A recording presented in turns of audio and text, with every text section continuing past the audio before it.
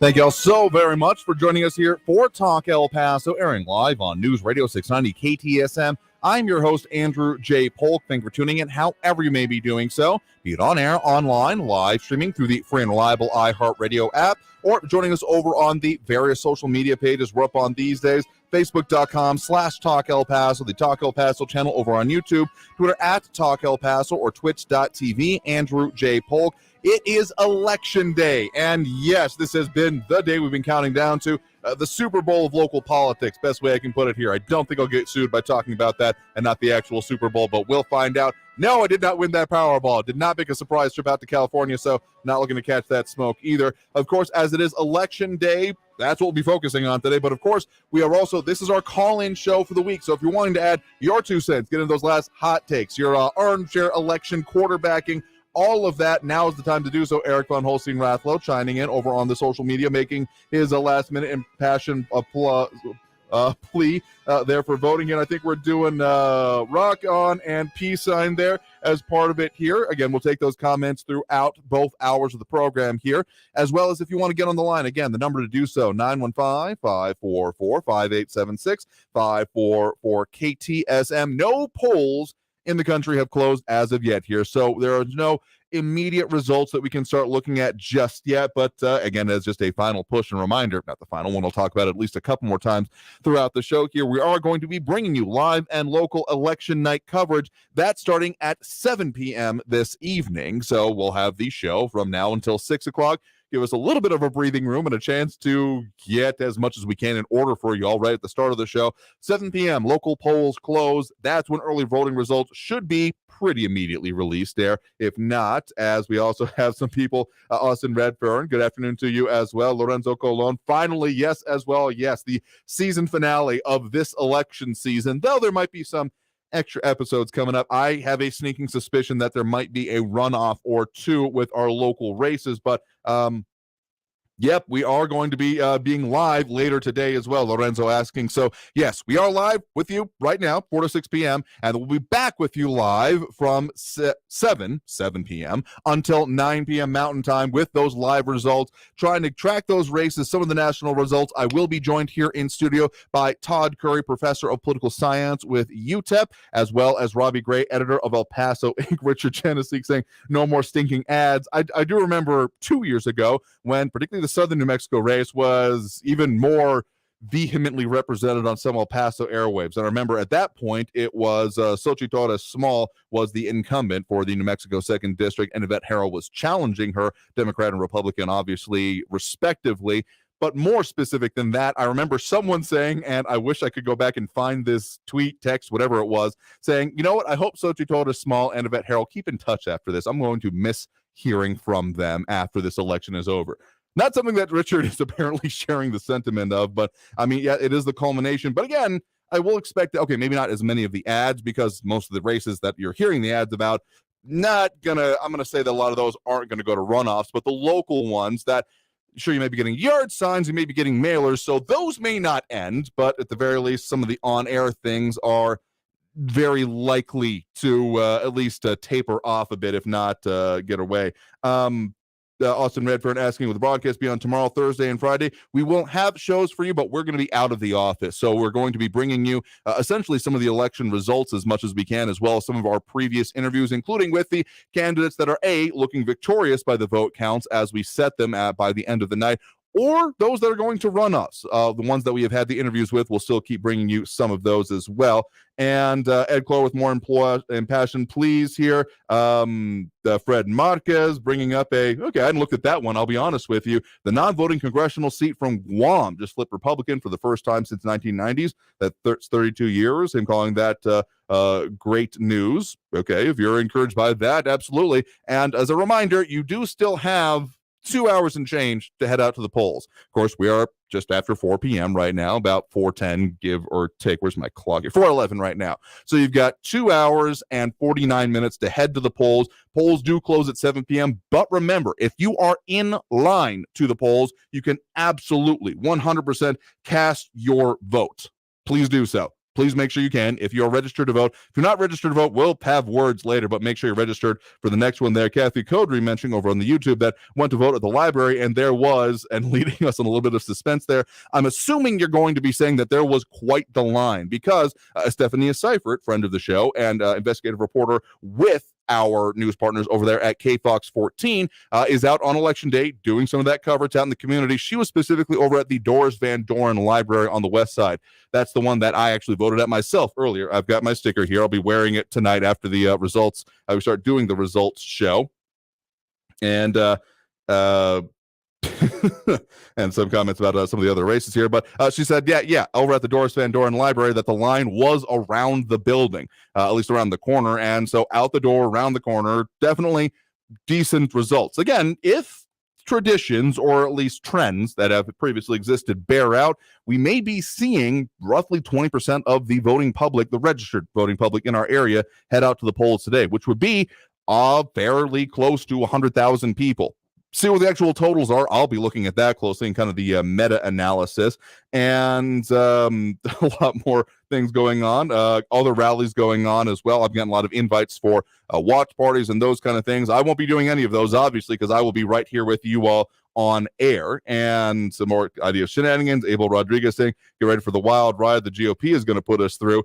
That's one of the things we will be looking at, not necessarily the wild ride. That's getting into cloudy crystal ball territory for me, but also the idea that's what the balance of Congress is going to be. That's one of the other, besides just the local races. We'll definitely be focusing on local races, make no mistake about that. But when it comes to that balance of power in congressional representation, that'll be one of the big stories we will also be tracking through the night here. Again, aided by my experts to try and keep a handle on all this.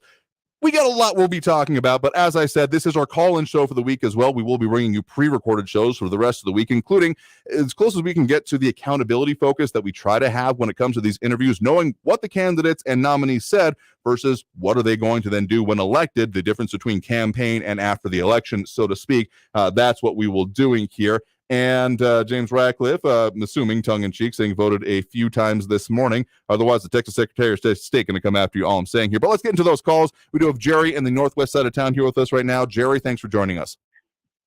Well, thank you, Andrew, for taking my call. Sure thing. What's on your mind? Well, first off, I want to say thank you for letting us have this voice. It's very important. Absolutely. Yeah, that's what we're here for. Yes, sir, even before the election. But this isn't going to stop right now. You know, the election portion, this is just the first step to get things rolling in a different direction. If things go through like they're predicting with the red wave or red tsunami, whatever they're going to call it. Sure. Anyway, we have to continue on because we have approximately 2 more months that the Democrats are still in charge in Congress.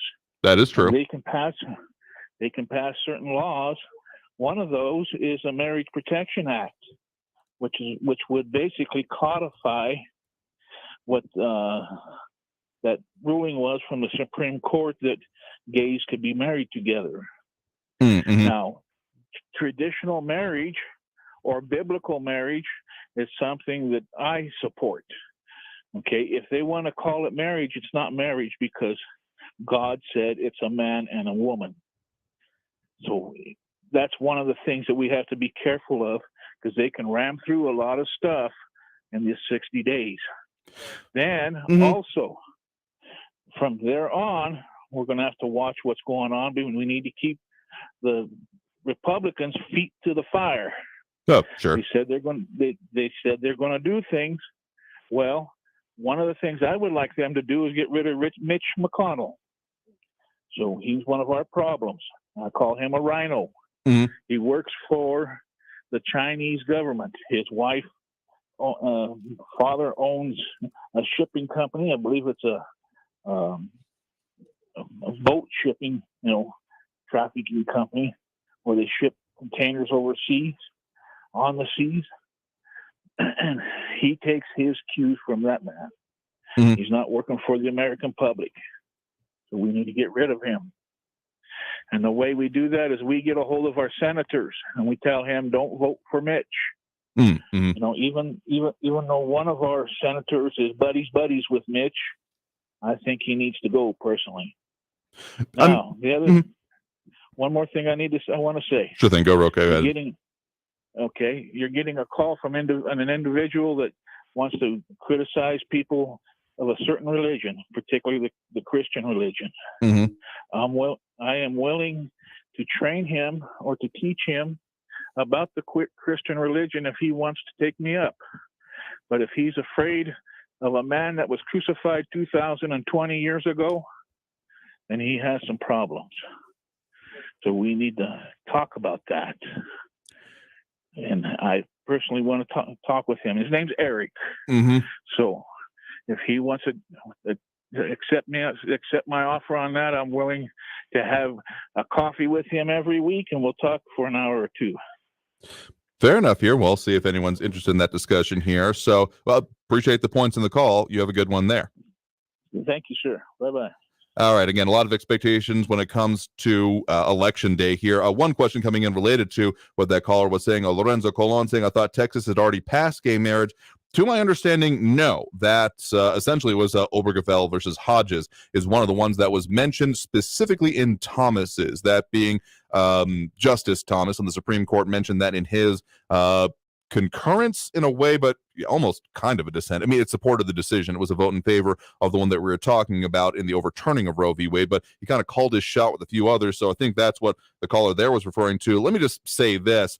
I mean, when it comes to government and marriage, I think that if you want it to be only recognizing some of that, I think, frankly, what you're coming down to is the idea that government needs to get out of marriage. Because, sure, if you want it to be entirely on your church and based on your beliefs, you're entitled to that. But once you start saying, and therefore government has to respect my beliefs, that's when you start running into that whole First Amendment provisions there of the government shall make no law respecting an establishment of religion. So that's what I'm saying, and part of the argument that I find myself most behind is, therefore, government getting out of it entirely, saying we are not recognizing marriages of any kind. We will recognize civil unions, something like that. That has been part of the conversations going on. But honestly, if you want to start seeing that happen, one thing that also comes to mind here is not exactly related to laws being passed. Of course, if laws are passed in the lame duck session as is being talked about, as is coming up, that certainly can happen. But more specific than that, there's also the policy review. So there's a law that has been now passed called the Congressional Review Act. Happened, and has usually happened in the change between presidential administrations, also when change of Congress happens, when it is that any policies that are passed. So we've had callers over the years mention things around such as there are these rules or changes or guidelines, the Federal Register kind of stuff being brought up, that anything that happens within 60 days can be reviewed by Congress. So that would be that window essentially up there. So more comments coming in, more points being made. Let's get to at least one more call here. Also, I got to give the shout out and, of course, the ding to those announcing that they went out and vote, because I greatly appreciate you taking the time to do so and prove that we're paying attention. So that's for the collective people out there, including Kathy Codry, Calvin Williams, who's driving, Ida Beza Gardner, Eric von Holstein Rathlow, saying no major lines there at 3:30. Appreciate you doing that. And a lot more points there. And John Brazelton still thinking that we never spend time in the offices, and yet you're in the comments just about every day. So I'm just saying, I don't think your experience is matching up with what you're saying. But let's take one more call before we hit that first break of the hour here. We do have on the line with us, as soon as I find the name here, we do have Joe on the west side. Joe, thanks for joining us. Hello, Mr. Wilk. How are you doing, sir? Doing all right there. What's on your mind? Well, today it only took me at your school, Polk Elementary, about 1 minute to vote. Well, that's and good. I'm talking to all my lifelong friends down in Houston, and they're waiting a long time, 30 minutes to an hour and a half, which is abnormal from the usual 15 to 20 minutes. So I'm not seeing too much more motivation here in El Paso area. I mean, I'm not going to say that totally comparable to Houston, but I will say that I think that the El Paso County Elections Department has done a good job, both with the whole Election Day voting centers, being able to go and vote anywhere like you are during early voting. And I mean, honestly, there have been a lot of places I've been hearing from that have been saying they're having not enough staff, not enough, poll workers, election judges, those kind of things. And I'm sure that's been happening somewhat in our area, but the places I've been to, the conversations I've had and have seen personally, it seems like we're doing pretty well with those logistics in our local area. And I was wanting to know your opinion about, I'm very proud of my native Houstonians. over 2.2 million people out celebrating the Astros World Series parade. Mm-hmm. And out of that crime-ridden city, not one act of violence or arrest except for one loony liberal lunatic Democrat who threw a beer at Senator Cruz, who I'm no fan of. I think Cruz is a fake two-face and he's been in the swamp too long. But it's usually the Democrats that do these things, yet the media will ignore these stories. I'm glad you guys are reporting on the radio, but if it was a Republican throwing something at a Democrat senator, it would be 24/7 ticker on CNN. And I have one question for you, Andrew. Mm-hmm. I'm meeting with a local business, and we're trying to do a fundraiser for Christmas gifts for the area for poor kids. Oh, sure. How do you go about doing a press release, and who do you go to? Tell you what, let me have you send me a release. We're about to go to town here, so it might take a minute to get back to you, but send me an email, andrewpolk@iheartmedia.com, and I'll be happy to follow up with you and see what we can do to, A, help you out with the press release, but also maybe talk more about it on our air as well. All right, thank you. That's your thing. You have a good one there. Appreciate the point in the call. All right, I think we lost him there. But in any case, a lot of Juans wanting the ding as well for getting out and doing your vote here. So there, just in our review, Juans, do appreciate it, and everyone else that applies to. Thank you for voting. Again, you still have coming up on closer to about 2.5 hours, and that means we're well overdue for this next break. So getting into that break and taking on more of it, it's our call-in show for the week. It's Election Day. My head might explode from all the excitement we got going on right now. We'll keep doing that, so stay tuned. More Talk El Paso after this break here on News Radio 690 KTSM. Again, new phone lines open right now if you want to get on the line. The number to do so is 915-544-5876, 544 KTSM. Back after this break with more Talk El Paso here on News Radio 690 KTSM. Stay tuned.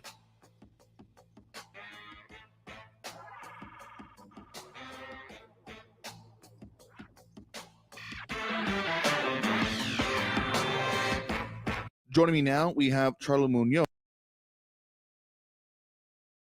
Traffic all day. News Radio 690. A crash on eastbound Montana before Joe Battle is blocking the two right lanes, causing a backup there. An accident's blocking the right turn lane on Joe Battle southbound at Edgemere. And on Border Highway northbound at Pan American, the exit ramp is closed actually, for road work through December. Use the Zaragoza exit instead. Carrie Edwards, El Paso traffic. As you crunch the numbers trying to get the most out of your dollar, we'll throw in a $1,000 inflation bonus.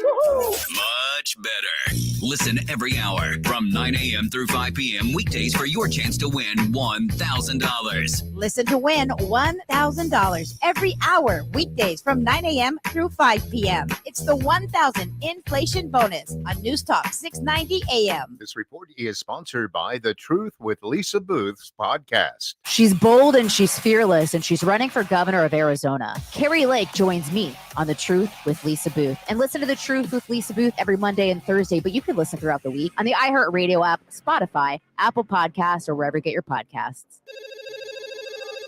Hello? Mike, this is Norma Jean at Sergio Lewis Body Shop near the airport. Have you seen Sergio? I'm expecting him in a few minutes to cut a new commercial. I'm really worried about him, Mike. He really believes he's a poet. It's gone to his head. There's plenty of room up there. Anyways, his poetry isn't that bad. Will you please have him call the shop? Sure, Norma. That's Norma Jean, Mike. Gotta go. Yee, she's feisty. Hey, Sergio, there you are. Hey, Mike, I have this great new poem. Check this out, man. Sometimes even our darkest moments are enlightening. Hey, what's so funny, man? Nothing, Sergio, really.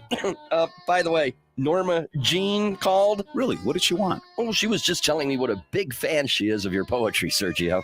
Sergio Lewis Body Shop at 3800 Admiral near the airport, where it's the customer's choice, not the insurance company's, and there's a lifetime warranty on all collision repair. 593-0191. Here come Rock and Roll Hall of Famers. Frankie Valli and the Four Seasons. January 26th at Plaza Theater. 19 top 10 hits with Frankie Valli and the Four Seasons. Tickets on sale now at Ticketmaster.com. Don't miss Frankie Valli and the Four Seasons, produced by Red Tail Live. Hey, listener, welcome to Limu's Karaoke Lounge, where Liberty Mutual customizes your car insurance so you only pay for what you need, and the music never stops. Hit it! There's an emu with a full-time job. His partner's Doug, but Limu's the heartthrob. Grubs and worms, that's what Limu eats. Gonna fuel up to save you money and hit the streets. Only pay for what you need at libertymutual.com. Liberty, liberty, liberty, liberty. El Paso's News Radio 690 KTSM. Live from the KTSM AM 690 studios, it's Talk El Paso with Andrew J. Polk. To be a part of the show, follow on Facebook at facebook.com/Talk El Paso. Now here's your host, Andrew J. Polk. Thank you all so very much for joining us here for Talk El Paso, airing live on News Radio 690 KTSM. I'm your host, Andrew J. Polk. Thank you for tuning in, however you may be doing so, be it on air, online, live streaming through the free and reliable iHeartRadio app, or joining us over on the various social media channels. Again, you can see the full video, the comments that come up here. Join in on yourself if you choose to do so. Facebook, YouTube, Twitter, and Twitch, either under Talk El Paso or Andrew J. Polk. A lot of people sharing their voting there. Be proud of it, absolutely. Or as RJ's putting it here, it's our constitutional right to the ding. I'm sorry, I can't get over that. That's going to be having me in stitches the rest of the day here because, yes, for everyone who is currently in line, some people making their notes about that here. Thank you for doing so. Preemptive ding if you're still on the way out to the polls. At least someone said that earlier. I've lost track of it because a lot of people chiming in already and making their impassioned plea, including wanting to see changes for New Mexico or Richard Lewis saying I voted to keep New Mexico blue. Thank you for sharing your vote there as well. So there's the ding for you. And more comments coming in. And there was Marky Mandingo about to go vote at the Memorial Park Senior Center. I don't know if they have it up this year. There was plans in previous years to have up the actual voting wait times. I don't know if we were able to implement that year from the El Paso County Elections Department, but again, this is a mention. The plan for this evening, we are going to be, of course, bringing you live election night coverage from 7 to 9 p.m. as soon as the polls close, and we should be quickly getting to those local election results, the early voting results. Those will be available, but also tracking some of those races throughout the rest of the night here. Don't just have idle talk here for you today as well. There's some interesting possibilities for when it comes to some races to watch, at the very least here in Texas. There's some updated perspectives on it from, national handicappers. Because again, in the absence of concrete polling data, the way that some of those watchdogs isn't totally the right word, but polling isn't either because it's not polling. It's, again, handicapping. That's the way it's put, is what is the likely outcome? What is the expected based on a variety of factors? It's interesting that some of the races, including the congressional districts here in Texas, CD 15, CD 28, and CD 34, are having some movement in it. Some of them moving into toss-up territory, some of them moving into more likely or even solid territory. I will say that most of the gubernatorial races and handicapping there, looking at either likely or leaning Republican, at least one saying it's a solid Republican, but we'll see. I did see some campaigners out even in just the random streets here today, and a lot of interesting points further being made there. But let's go back to those phone lines here. We'll talk more about that throughout the evening. We do have Andrew on the west side here with us right now. Andrew, thanks for joining us. Yes, thank you very much, Andrew. Mm-hmm. Well, ladies and gentlemen, we're in the last 2.5 hours till 7 o'clock. Mm-hmm. Very important to get out there. Nope, absolutely. You're not going to hear any disagreement from me on that. I prefer doing early voting. That's me. But if you made the choice to do it on election day, or that's what's available to you, again, thank you for doing so. And please make sure you do it, if only for what I hope that even just the cumulative impact, because sure, people are campaigning for your individual votes and wanting you to vote their way. I just want you to vote in order to prove that we, as El Pasoans and our larger listening area as well, are paying attention to these things, because for far too long, I've got the sense, no particular data point I can point to, but the sense that there's this idea within a lot of our local elected officials and elected bodies overall, so maybe not any individual, but this kind of almost institutional memory, so to speak, that no one pays attention, so we only have to worry about those that are the most active and engaged, which is not the voter base for the most part. They often go within specific groups or, say, donors or community stakeholders, those kind of things, and not the, okay, what is actually going to affect us in the ballot box besides those groups, is something I definitely think that needs to be changed in the conception here in El Paso. Yes, sir. Well, I did. I voted on the first day of early voting at Excellent. Sunland Park. But anyway, I bring up again the questions to folks out there. Are you better off now than you were 2 years ago? Mm-hmm. That's a big question. And a lot of people don't realize this. And I took flack yesterday from one of your callers. And he said this economic situation was also part corporate greed. Yeah, that narrative has been coming up. I think someone said it like a week or two ago, saying, I'm surprised this hasn't come up that much. And well, lo and behold, it has, at the very least on this program. Though I've heard it in other places before it started getting brought up by other callers here. This idea of record corporate profits being an indicator in its own right about the economic situation. Well, nobody is in business to lose money, and if the supply is low and the demand is always going to be there for gas and oil, then the price is going to be high.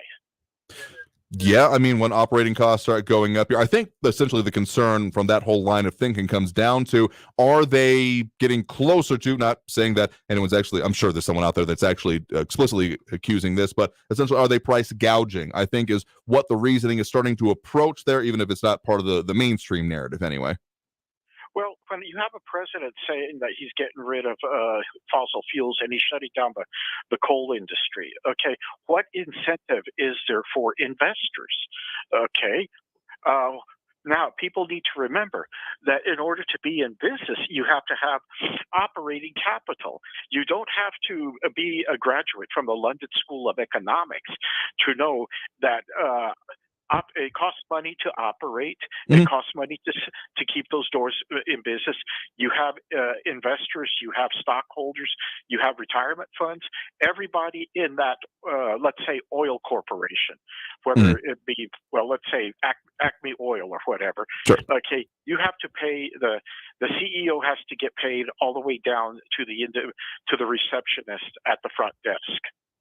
I mean, you got to respect for everyone in it, but also, I mean, considering what it takes to operate a business, I mean, essentially the way I've been thinking about it when it comes to the whole corporate profit question is here, has it been rising out of proportion for what the costs have been going into it, and also what inflation has been itself here? So if someone's saying, well, we're just keeping in line with costs and they're in that like 8 to 10% range of extra profits or even record-setting profits, like, sure, there might be some questions I have, but it feels more in line. If someone's saying, oh yeah, no, we doubled our profits over last year for doing basically the same thing, that's when I will start wondering about that. Like, okay, what are you doing? Because are you actually representing what is the extra cost for you? Or are you saying, heck, people are desperate, I'm going to cash in? Because sure, that may be technically allowable under a system. What is legal and what is right and moral don't always match up, and one should not be assumed to be the other.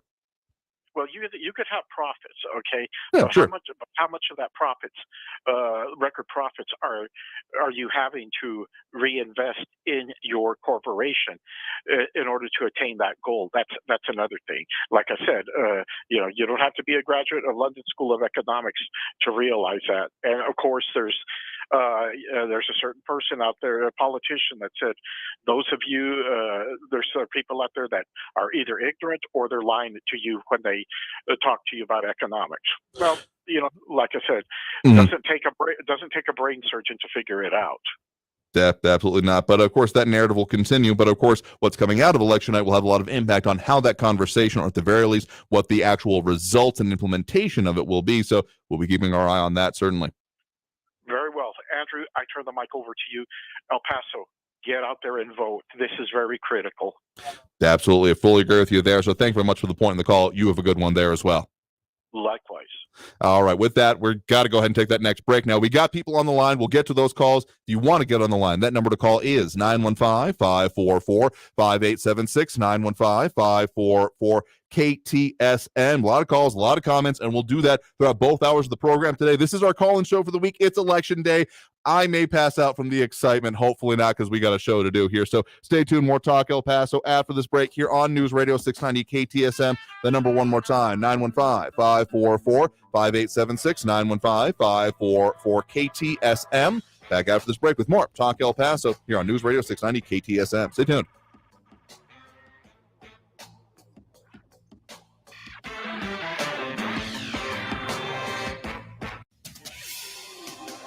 El Paso's News Radio 690 KTSM.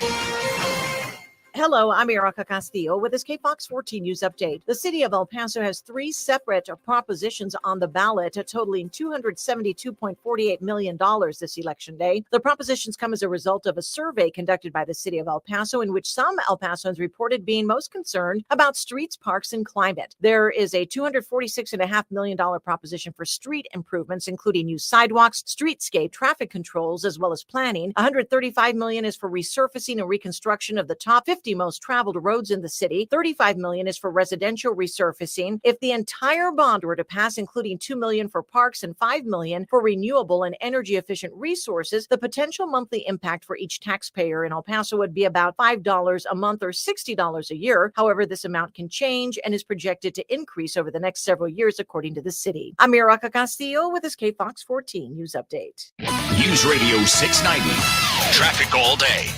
Eastbound Montana Avenue before Joe Battle, one right lane still blocked due to an earlier crash there. Take Turner Road or Saul Kleinfeld as your alternates. South Desert Boulevard at Vinton, and a crash there is blocking the right turn only lane. Right lane's blocked. Joe Battle southbound at Edgemere from a crash. And the I-10 is slow from Trans Mountain to the 54 Patriot with 6-minute delays. Carrie Edwards, El Paso traffic. From the KFOX 14 Severe Weather Center, this is Chief Meteorologist Sandra Diaz. Our next weather maker is set to arrive overnight Wednesday. Now, that's when the colder air begins to move in time for Thursday. But in the meantime, we will have winds increasing through the day on Wednesday. Once the front passes through, the winds will gradually decrease on Friday. Log on to kfoxtv.com for your latest forecast. This report is sponsored by the Our American Stories podcast. 11 presidents, the Pope, and dozens of world leaders have shared their thoughts about matters of faith with one person, Billy Graham. Be sure to catch this week's edition of Our American Stories on the iHeartRadio app, on Apple Podcasts, or wherever you get your podcasts. A construction site is a noisy place where things can be misinterpreted. We need to redo the drywall. It can sound a lot like, Rewire the hull? They're firing, Paul. Wait, what did I do? A waterfall! Whose dumb idea was this? Be on the same page at every stage with Autodesk, from the designers to the field crew to the owner of the finished building. Autodesk Construction Cloud gives everyone clarity. Now, how about that drywall?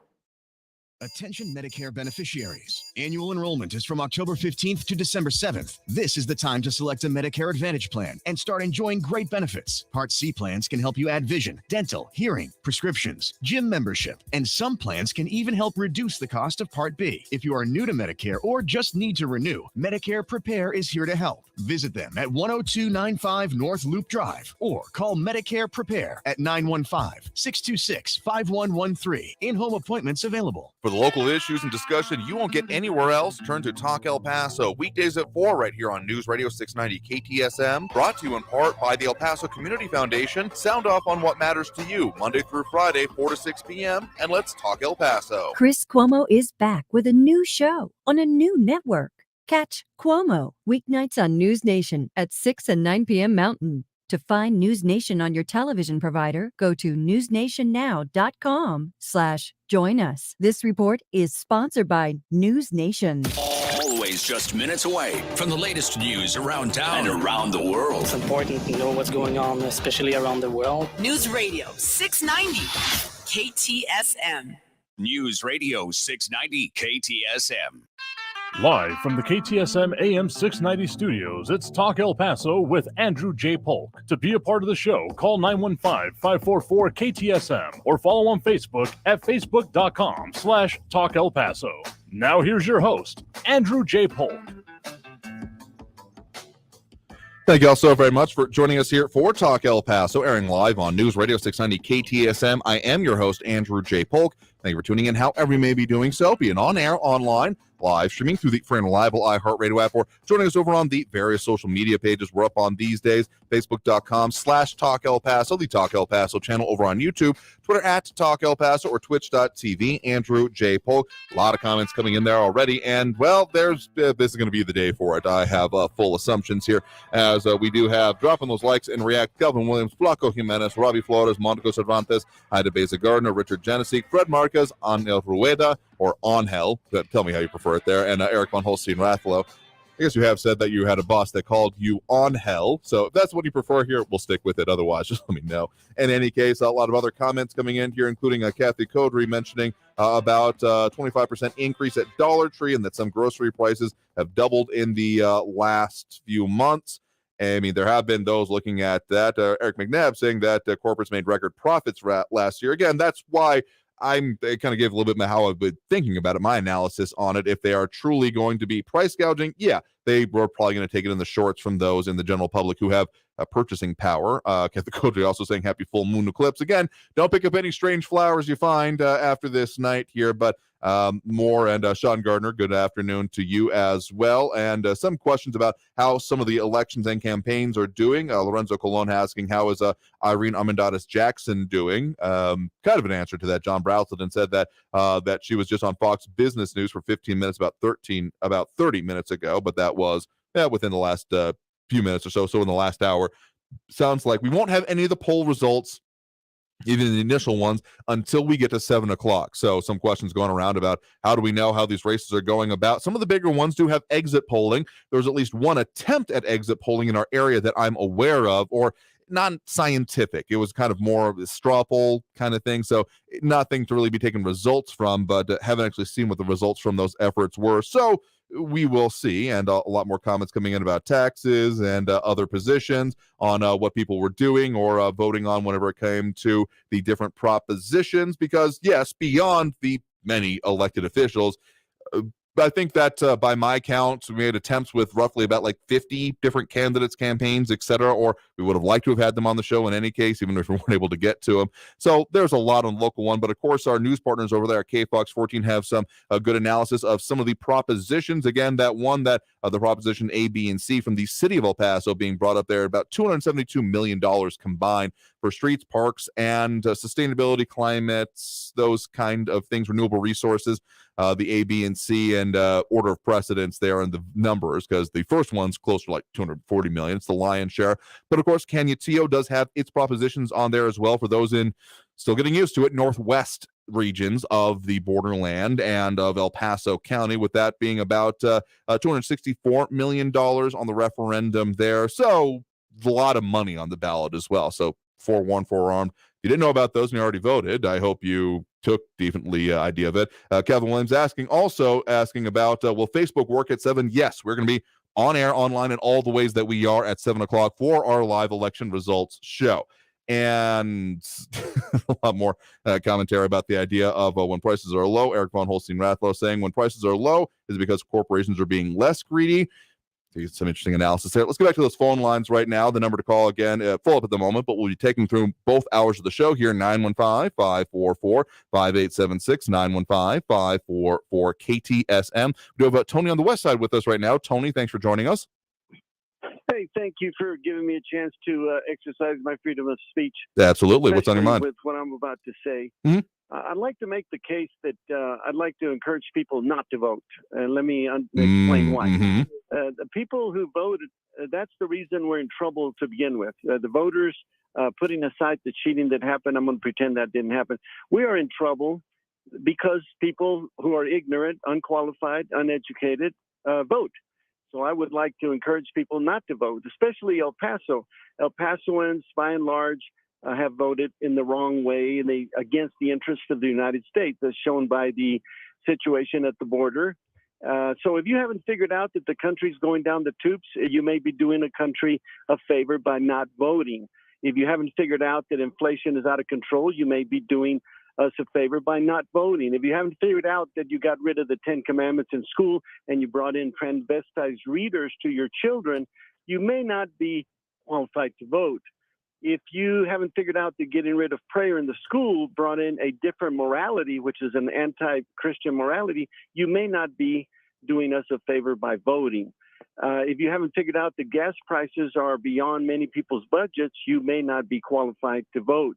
I know you have a legal right to. I'm not arguing that. I'm just saying you'd be doing us, the country, a favor by not voting. And if you haven't figured out also that they're printing money and our debt is out of control, so our children will be indebted, enslaved, if you will, for the rest of their lives with taxes and debt, you may not be qualified to vote, and you may be doing us a favor by not voting. If you haven't figured out that Biden is a stumbling fool and probably has Alzheimer's already by the mumbling speeches that he makes and the tripping over. If you haven't figured out that he's a demented or near dementia old fool, then you may be doing us a favor by not voting. So again, by the power vested in me as a private individual, which is not much, I'm ordering you not to go vote today. Thank you very much. Sure thing. Thank you for the point in the call. For what it's worth there, I think you had an inclination, though, that we're going to have some disagreements here on the idea of not voting, because my contention is and continues to be that El Paso, sure, the conventional wisdom is that El Paso is this blue corner of an otherwise red state, even though, honestly, if we were in any other state that was actually blue, we'd be like the purplish or maybe even otherwise corner there. So it's kind of a perspective thing. Like, sure, compared to the rest of Texas, that tends to be the way El Paso has voted. But even then, even with that idea in mind, El Paso is not a blue town, a blue county. It's not a red county. It's not a pink, green, brown, purple, any other color. It's a non-voting county. I haven't brought this up in a minute, but feels like a decent time to, because if no vote was a choice and one that would be, say, automatically cast for you if you didn't go vote, if that's the way our system worked, no vote would be the winner of every single election. I'm not aware of one. There might be a statistical outlier out there, particularly in like the outskirts of the county where the voting population is relatively small, say like, Vinton, Westway, San Lazario, those kind of things. But outside of those, in the major elections, seriously, every time, no vote would win. So I kind of reject the idea that, sure, I would much prefer everyone to be completely knowledgeable, able to articulate their positions on every single point there and go out to do it and say that. But honestly, at this point, I just want people to go to the polls, because civic involvement, it's like a muscle. You got to exercise it. You can't just say, well, I'm going to go from 0 to 60. You don't get off the couch and go do a 5K or a marathon. You got to build up to it. So if we want people involved, if we want people making the decisions the way you want them to, as you were expressing, which of course you're entitled to, but you also have to accept the fact that if you were trying to keep away people that you don't like their viewpoints at the poll here, the only remedy for that is able to say, I need to get out the people who agree with me to the polls, because people are going to disagree with you. And if you don't want them to vote, again, that's your prerogative to believe that, but it's absolutely their right to do so. So what I'm trying to say is that I don't think we've been well served by having the minority of voters, the minority of the population of El Paso being the ones to cast their ballot. I think the solution is not therefore less voting. I think the solution is way more voting, getting more people out there and involved with the issues, because that's frankly where accountability starts to come in, by people actually saying, wait, I voted for this. What are you doing about it? And so that stake in it, the getting people involved, is where this has to begin. And anything lacking that, I don't think it's going to work out too well for us, you, or anyone, really, honestly, with you here. Some other comments coming in. Keith Wilson saying, old saying, you can't gripe if you didn't vote, actually, and absolutely agree with that. And that was Tony speaking about this here. And sure, there are people, again, I would prefer educated voters, but seriously, we just need people to exercise that civic involvement ballot.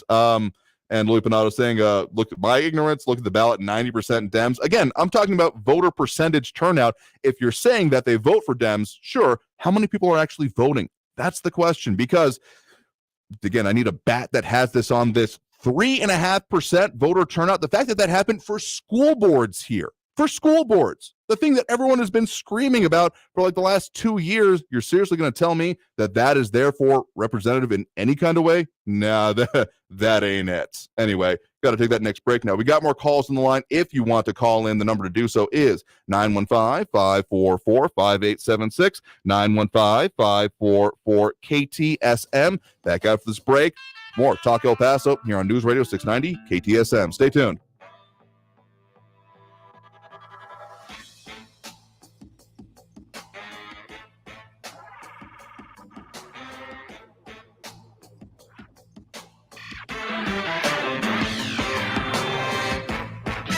Traffic all day.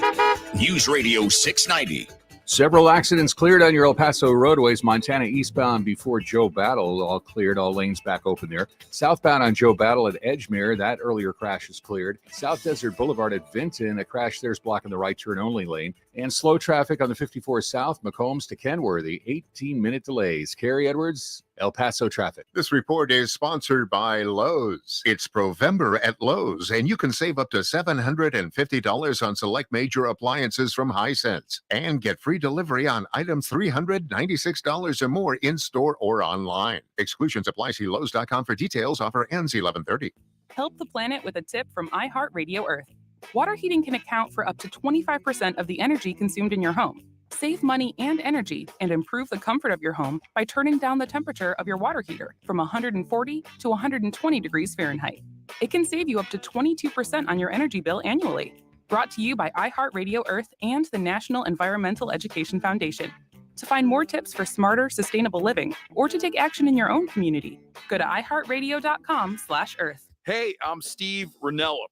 From the rainforests of Alaska to the coast of Hawaii, I follow trails of all kinds with good friends through wild places. This is our land, and this is our season.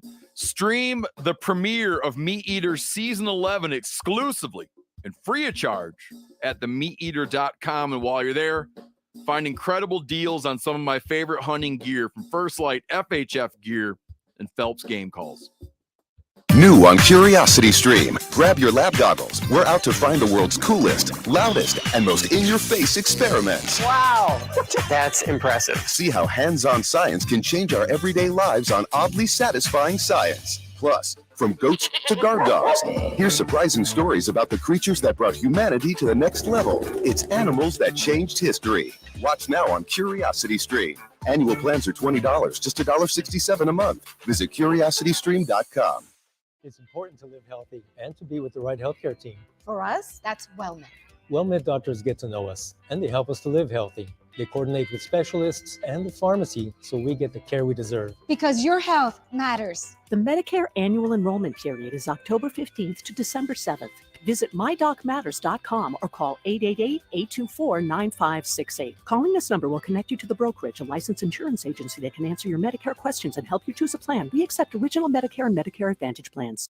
11 presidents, the Pope, and dozens of world leaders have shared their thoughts about matters of faith with one person, Billy Graham. Be sure to catch this week's edition of Our American Stories on the iHeartRadio app, on Apple Podcasts, or wherever you get your podcasts. News Radio 690 KTSM El Paso.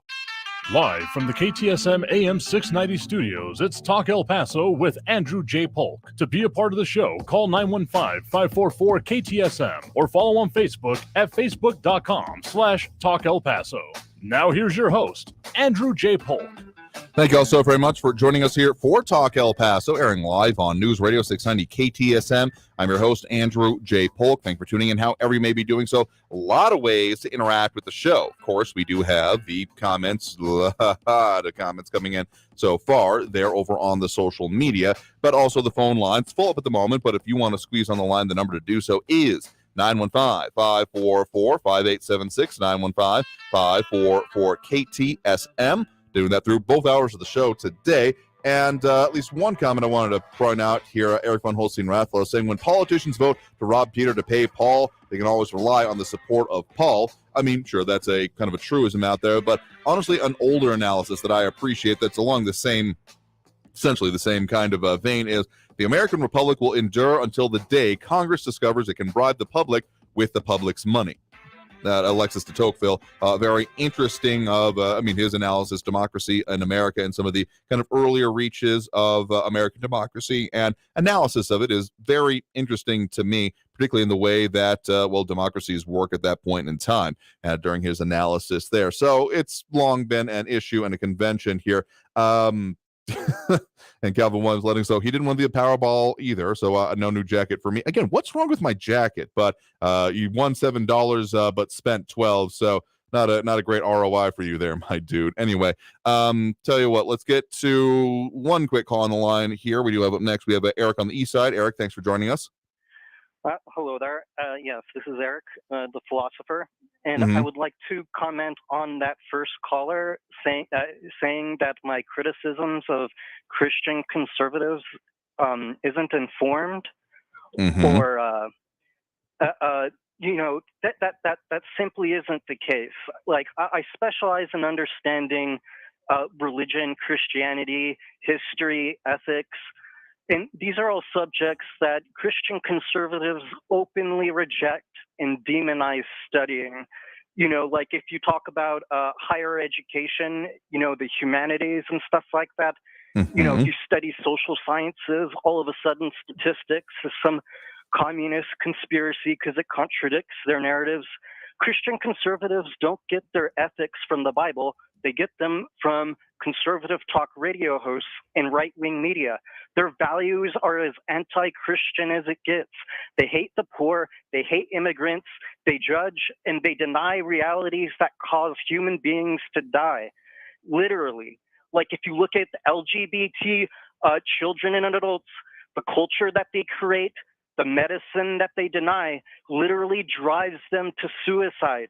Literally.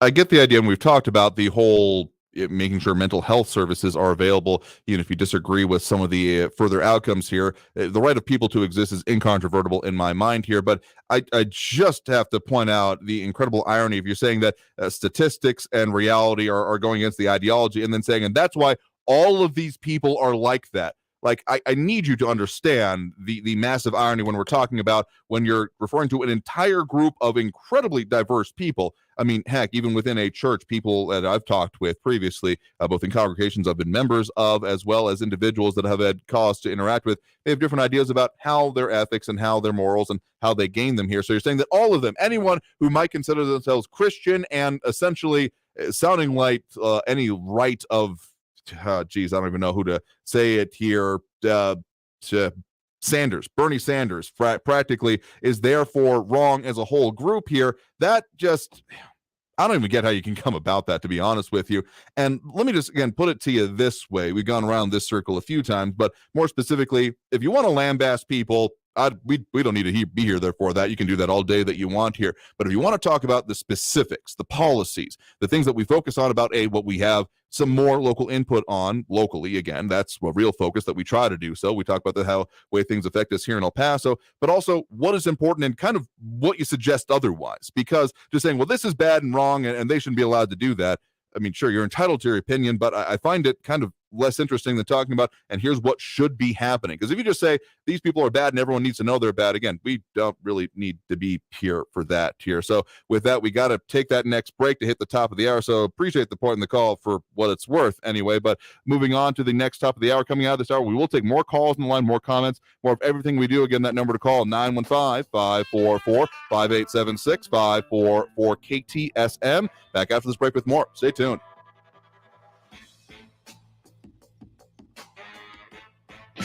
Traffic all day. News Radio 690. I-10 eastbound at the Schuster Avenue exit. A vehicle is in the right lane, blocking the right side. Stay to the left. I-10 eastbound slow from Trans Mountain to the 54 Patriot, 11-minute delays. 54 southbound between McCombs and Kenworthy is a 9-minute delay. There's an accident Edgemere eastbound at Rich Beam, and that earlier crash Montana eastbound before Joe Battle is cleared. All lanes are open. Kerry Edwards, El Paso traffic. How would you like to come home to a bartender who will fix you any cocktail you want? I'll have an old-fashioned. I'll have a margarita. Now you can with the Bartesian Home Cocktail Maker. Bartesian is a sleek machine the size of a coffee maker that makes premium cocktails at the touch of a button. Choose from over 50 different cocktails, from classics to the most exotic premium cocktails served in the best bars today. You'll always get freshly mixed, perfectly balanced cocktails with the Bartesian Cocktail Maker. Entertaining? The Bartesian is ideal for parties. No need to stock all kinds of individual mixers for complicated recipes. Every guest gets the cocktail of their choice in seconds.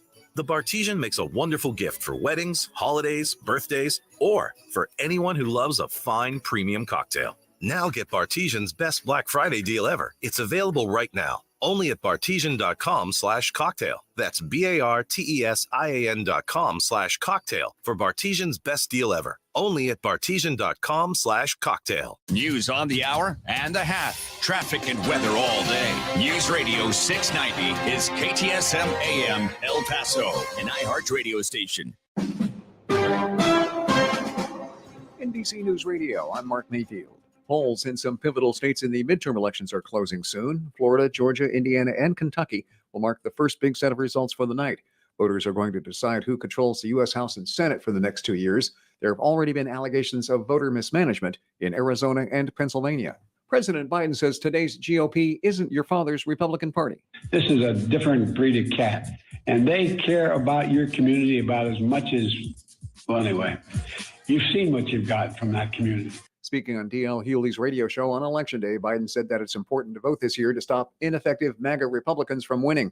He noted that some of the Republicans on the ticket this year deny that the 2020 election was legitimate and argue they won't accept today's results if they lose. Asked about crime in areas with large black populations, Biden said the high crime rates are driven by how easy it is to obtain guns in the U.S. He blamed Republicans standing with the NRA to allow having assault weapons. Former President Trump believes Republicans are going to have a very great night. He said that after voting in South Florida. He also confirmed he voted for Republican Governor Ron DeSantis. Trump's remarks came one day after he teased a big announcement that he said is coming next week. While campaigning for Republicans in Ohio on Monday, Trump noted he'll deliver the news at his Mar-a-Lago estate on November 15th. Trump has hinted at another run for the White House for a while. New Hampshire's Senate race is coming down to the wire. Democratic incumbent Senator Maggie Hassan said her opponent, creating doubt, is a problem. He has been working to cast doubt on today's election, which is an insult to the people of New Hampshire. And that Don Bolduc is casting doubt on today's election integrity is really disturbing. The race in New Hampshire is among a handful across the nation that may determine the Senate majority. And 2 Georgia poll workers were removed from their duties this morning after a social media post surfaced showing the pair at the Capitol riot last year. The mother and son were working at a polling station north of Atlanta. You're listening to the latest from NBC News Radio. This year's midterm elections may be the most expensive ever. Trey Thomas has the details. New analysis from the nonpartisan watchdog group Open Secrets estimates the 2022 elections are expected to cost more than $16.7 billion. That includes spending in both federal and state races. The group says the sum is a record for a midterm election cycle. House and Senate races in particular saw sharp increases in spending. I'm Trey Thomas. There are some voting problems happening across the country this election day. In Arizona, a few dozen voting centers in the state's largest county were having issues with their machines counting ballots. Officials in Maricopa County, home to Phoenix, said this doesn't mean there's fraud and voting should continue while they work it out. In Pennsylvania, Democratic Senate candidate John Fetterman is suing to have mail-in ballots counted, even if they don't have a valid date. The Pennsylvania Supreme Court said ballots with missing or invalid dates couldn't be counted, and Fetterman wants that reversed. It's business as usual in Tampa ahead of Tropical Storm Nicole, which is expected to bring gusty winds and heavy rain after it makes landfall along Florida's east coast late Wednesday. Mayor Jane Castor says the city has done the usual, including cleaning out stormwater drains. All of our city departments are on alert. We filled all of our generators. We have done everything that we can to prepare for the worst, and we are ready as a city. Castor says she doesn't anticipate a major flooding problem and isn't planning to set up sandbag distribution sites at the moment. Nicole could strengthen into a Category 1 hurricane as it approaches the East Coast. The forecast calls for it to move northwest as a tropical storm, then turn to the northeast by Friday. And at least one winning Powerball ticket was sold in the Los Angeles area for a jackpot now worth over $2 billion. California lottery officials say a ticket matching all 6 numbers was sold at Joe's Service Center in Altadena, northeast of LA. It's the largest jackpot in American history. Mark Mayfield, NBC News Radio.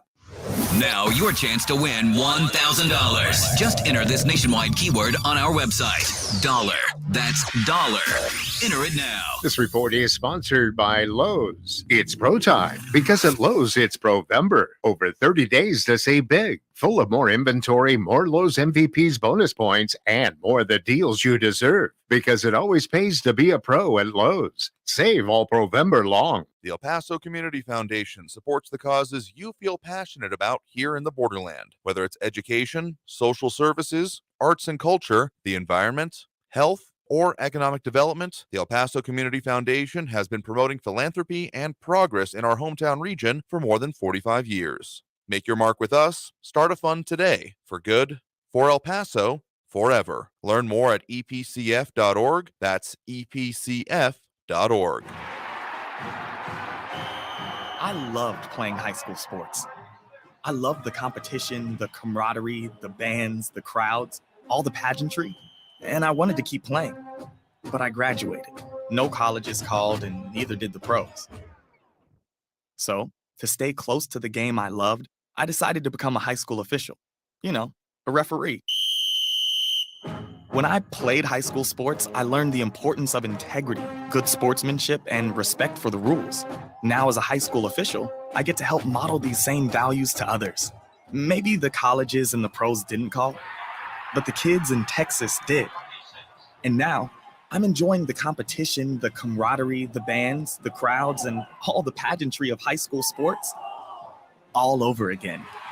This message presented by the Texas University Interscholastic League and the Texas High School Athletic Directors Association.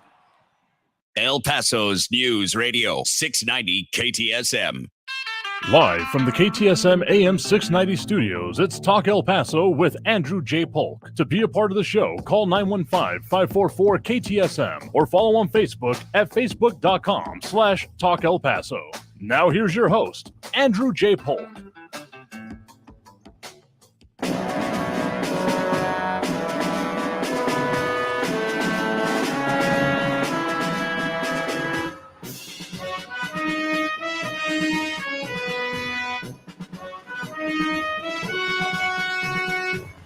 Thank you all so very much for joining us here for Talk El Paso, airing live on News Radio 690 KTSM. I'm your host, Andrew J. Polk. You know we had to do the election music again. It's election day. So we are doing all those things that we usually do, well, later points during the week, because we're actually going to be out of office the rest of this week, except today we're cramming it in. Taking your calls live right now to the end of the program here in the second hour now, but a lot more to go. That number to call is, of course, 915-544-5876, 915-544-KTSM. And did have an important call coming in here. We're always interested in educating and make sure people know the real situation. Someone asking, well, I wasn't able to vote for Irene Almendares-Jackson or for Veronica Escobar. That's because of the redistricting this year, you may now exist if you're on the eastern reaches of El Paso County. You might be in the Texas 23rd Congressional District now. So you only get to vote for one congressional representative, the way our current system is set up. So if you're in Texas and in our listening area, you're probably either Texas 16th Congressional District, which again, that is incumbent Democrat Veronica Escobar and Republican challenger Irene Almendares-Jackson, representing more or less the urbanized parts of El Paso. That's the best kind of simple answer I can give you without pulling up a map and trying to trace lines and things. But essentially, eastern parts of that, the entire eastern boundary of El Paso County, and all the way to the outskirts of San Antonio, that is the Texas 23rd Congressional District, covering places like very sparsely populated Big Bend, which is why those are some of the questions we brought up during our coverage and during the interviews with the candidates there. So just as a mention of that, as the outcome of these elections become clear for the days we are out of office here, Wednesday, Thursday, Friday this week, still going to be bringing you those interviews. So either for the runoffs, if they exist, we'll be bringing you the candidates moving forward if we were able to interview them, but then also the candidates that are now moving on into either their next term of office or taking the seat over, depending on the outcome of these elections here. So we'll have those interviews because part of what we can do in this position we find myself, no, I can't go knock anyone over the head and say, why are you acting up? But what we can do is wield the verbal cudgel, so to speak here. No, I'm not looking to cause violence, but more specifically holding people accountable, elected officials accountable for what they have said. That, sure, you campaigned on this. Where's that promise now? So knowing what they've talked about, even after they are elected or going to runoffs, those kind of things, knowing those points can either help you make the next decision in the case of a runoff, or say, okay, you said this during the campaign. You promised that you were going to take this kind of an action. Where is it? And that's kind of the best standpoint we try to do there. More comments coming in and different points. A lot of people chiming in and adding their 2 cents, which is, of course, very appreciative. Angel Rueda saying that a Polk Elementary School is also pretty empty as far as voting lines. No, it's not my school, though. It is named after my grandfather. So, but no, I will say I did go to school there and made it a little bit awkward. I could never bring a basketball from home because, sure, you put your last name on my basketball, Polk, it matches all the other basketballs. A little bit of a problem here. Had to make sure to, keep my stuff separate kind of thing here. But we got a lot more comments coming in. And of course, we are going to be focusing in the election results on some of those southern New Mexico races as well. The New Mexico 2nd Congressional District, of course, chief among them, as we have had some coverage of that. We're not able to speak with the Democrat challenger for that one, Gabe Vasquez, but we'll keep our eye on that race as well. But in the meantime, of course, those dropping those likes and reacts online, we do appreciate Flaco Jimenez, Calvin Williams, Marky Mandingo, Louis Pinado, Robbie Flores, Monica Cervantes, Ida Beza Gardner, Richard Janicek, Fred Marquez, Angel Rueda, and Eric Von Holstein-Rathlow. Do appreciate it. Let's get back to those phone lines now, as there's a lot more points coming in. and and other points being made there if you would like to, and musical taste also being questioned here. Yeah, oh yeah, we're going to be doing the election music tonight, you bet your buns. But let's get to those phone lines. Again, 915-544-5876, 544 KTSM. We do have Stephen on the east side here with us right now. Stephen, thanks for joining us. Hey, Andrew. I just wanted to comment on the idea that I think Donald Trump brought in more Latino votes than in previous years with Republicans, which is kind of an interesting trend. But I was wondering if you saw a poll recently that talked about people who identify as Latino, but if they were English speaking or bilingual, they trended just a little bit more towards voting more Republican. Meanwhile, if they were only Spanish speaking, they trended more voting Democrat. Did you see that poll?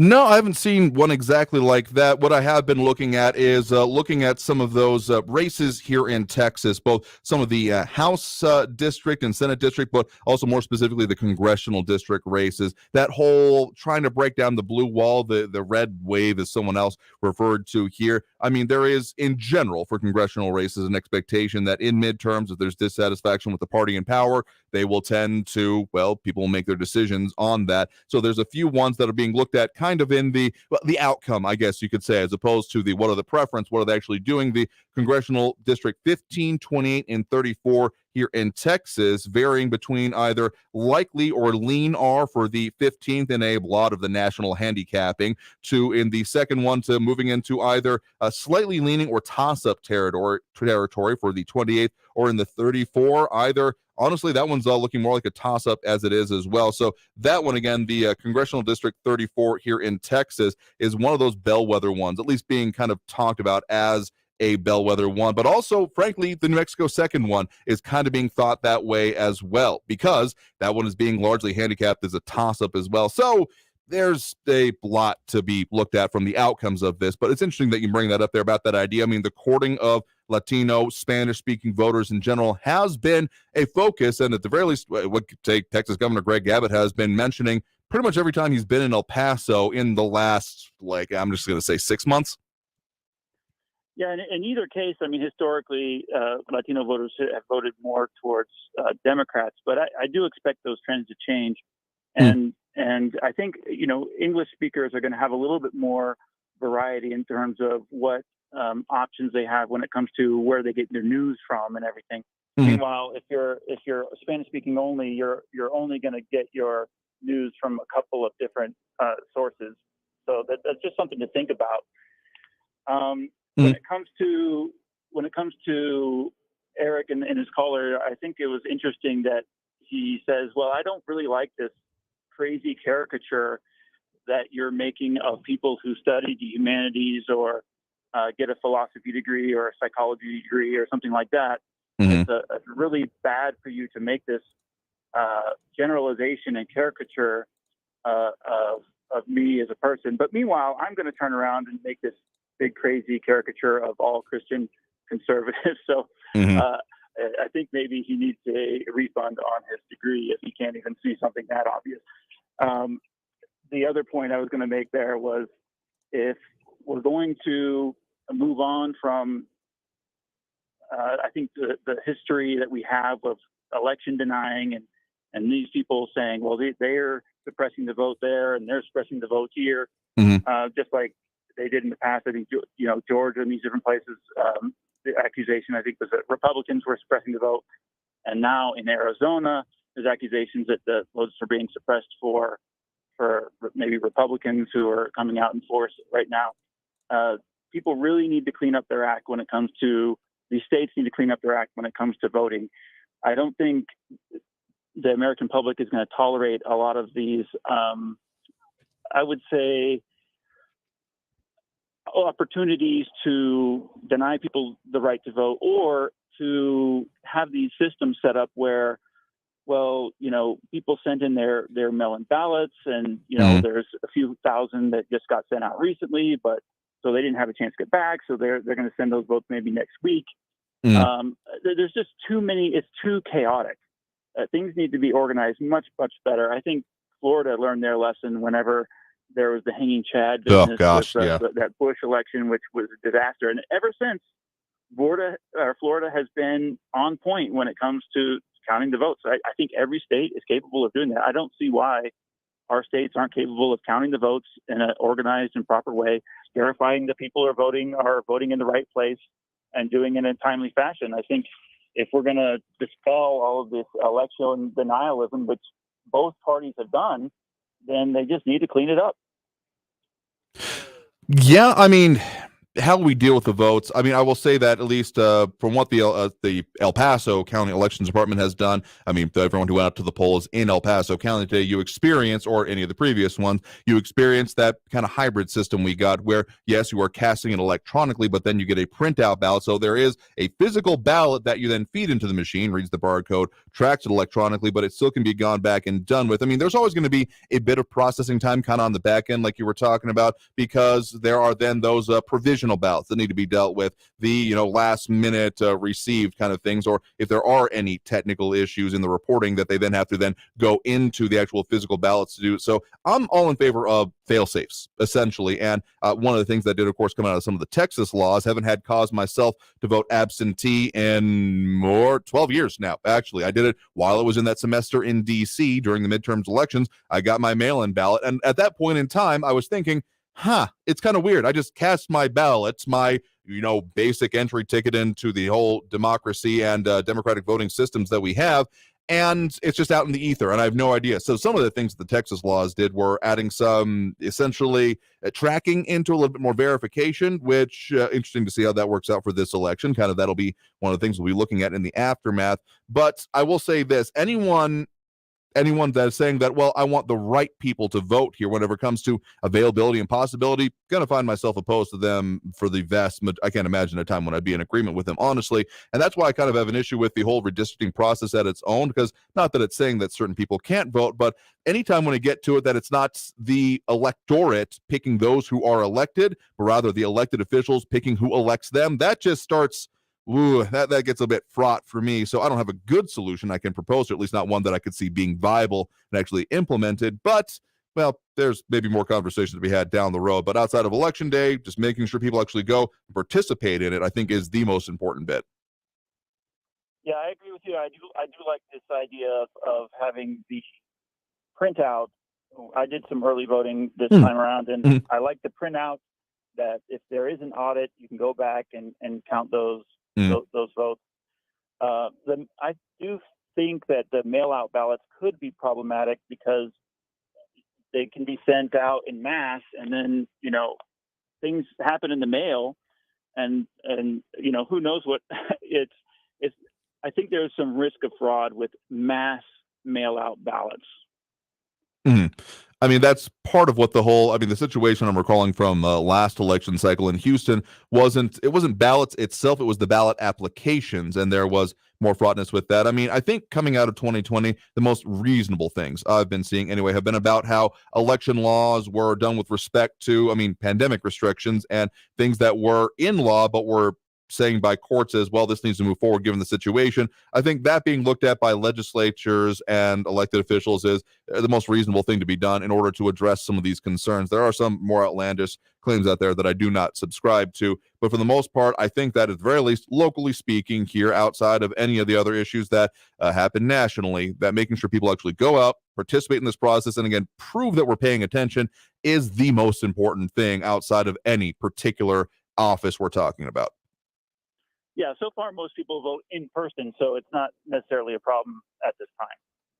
Yeah, no, that has been the vast majority. Even with the early voting results as of the last day, it was about 95,000 people in El Paso voting in person and about 5,000 returned mail-in ballots by then. We'll see what the updated numbers are tonight when we get into the live results. All right, take care. All right, sure thing. Thanks a lot for the point in the call. You have a good one there. Let's get to at least one more call before we hit that next break. We do have Raul in the Northeastern line with us here right now. Raul, thanks for joining us. Hey, Andrew. Well, I early voted on Saturday. Mm-hmm.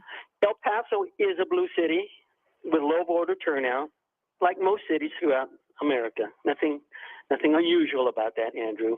And I agree with most of what Eric says. He's much better informed than most of your callers and posters. I'd much more take his opinion than any of those folks, because he does his homework, he does his research. He is a student of these things.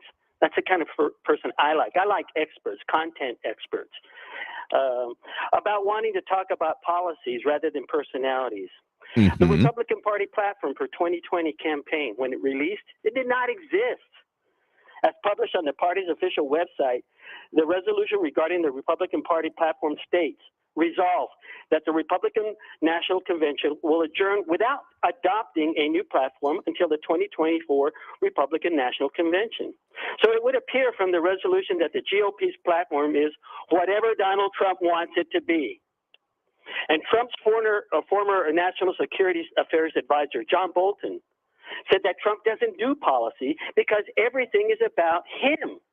And this is a man that he appointed as the National Security Affairs Advisor and who ends up calling Trump a Putin-loving moron.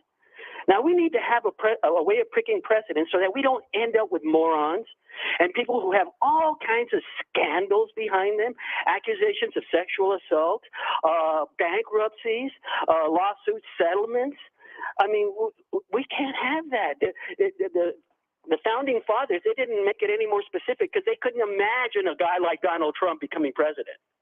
I mean, I get what you're saying there. And I mean, it was very obvious that Donald Trump was a personality candidate. I mean, for crying out loud, he was a reality TV star. I think that was baked into a lot of people's concept of him here. So I guess if you're trying to be shocking with any of that, it was pretty well baked in. And again, the platform was pretty much Trump. I mean, that was it. That's not even, I mean, I guess that's old hat to me, but if you consider that surprising to anyone else, I mean, you go for it. But if you really want to get down to it, that's not the kind of candidacy I end up supporting, because I want to know what you're going to do about it, not or what's going to be what are you subject to your whims. And I mean, sure, when you start getting up to the presidency, scope and scale starts getting weird whenever it comes to specific issues anyway, because a lot of it ends up being temperament of what are you going to respond to it. Sure, you may have your platform, but I mean, heck, I think about, like, say, the first Bush, George W. Bush term of office. I remember there were, because I mean, I wasn't a voting age at that point, there were some interesting movements, interesting things going on, some policies, and then that all got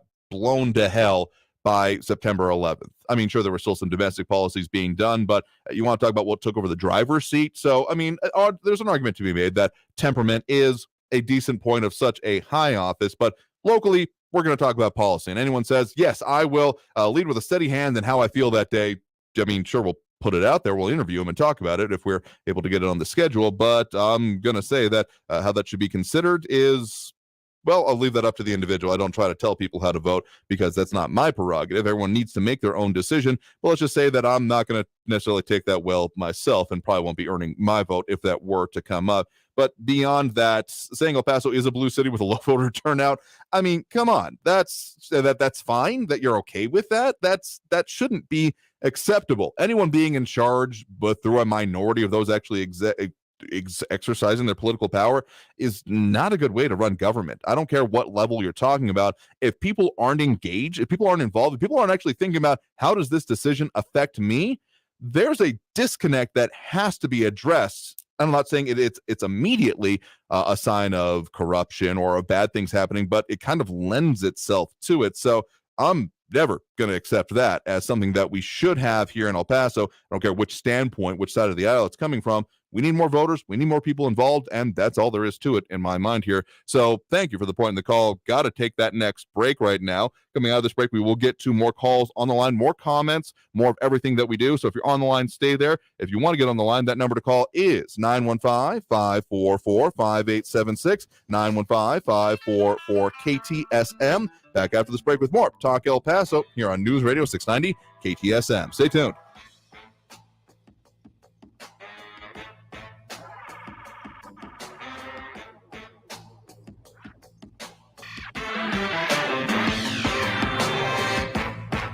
Traffic all day. News Radio 690. El Paso Police and Medical on the scene of a crash. East Paisano Drive at the 110 on Border Highway eastbound. It is slow from Stanton to past the Patriot with 18-minute delays, mostly stop and go. I-10 slow eastbound from Trans Mountain to the Patriot, 11-minute delays. An accident reported Vista del Sol at George Dieter. And the Pan American Drive exit ramp is closed for road work on northbound Loop 375 in the Lower Valley. Carrie Edwards, El Paso traffic.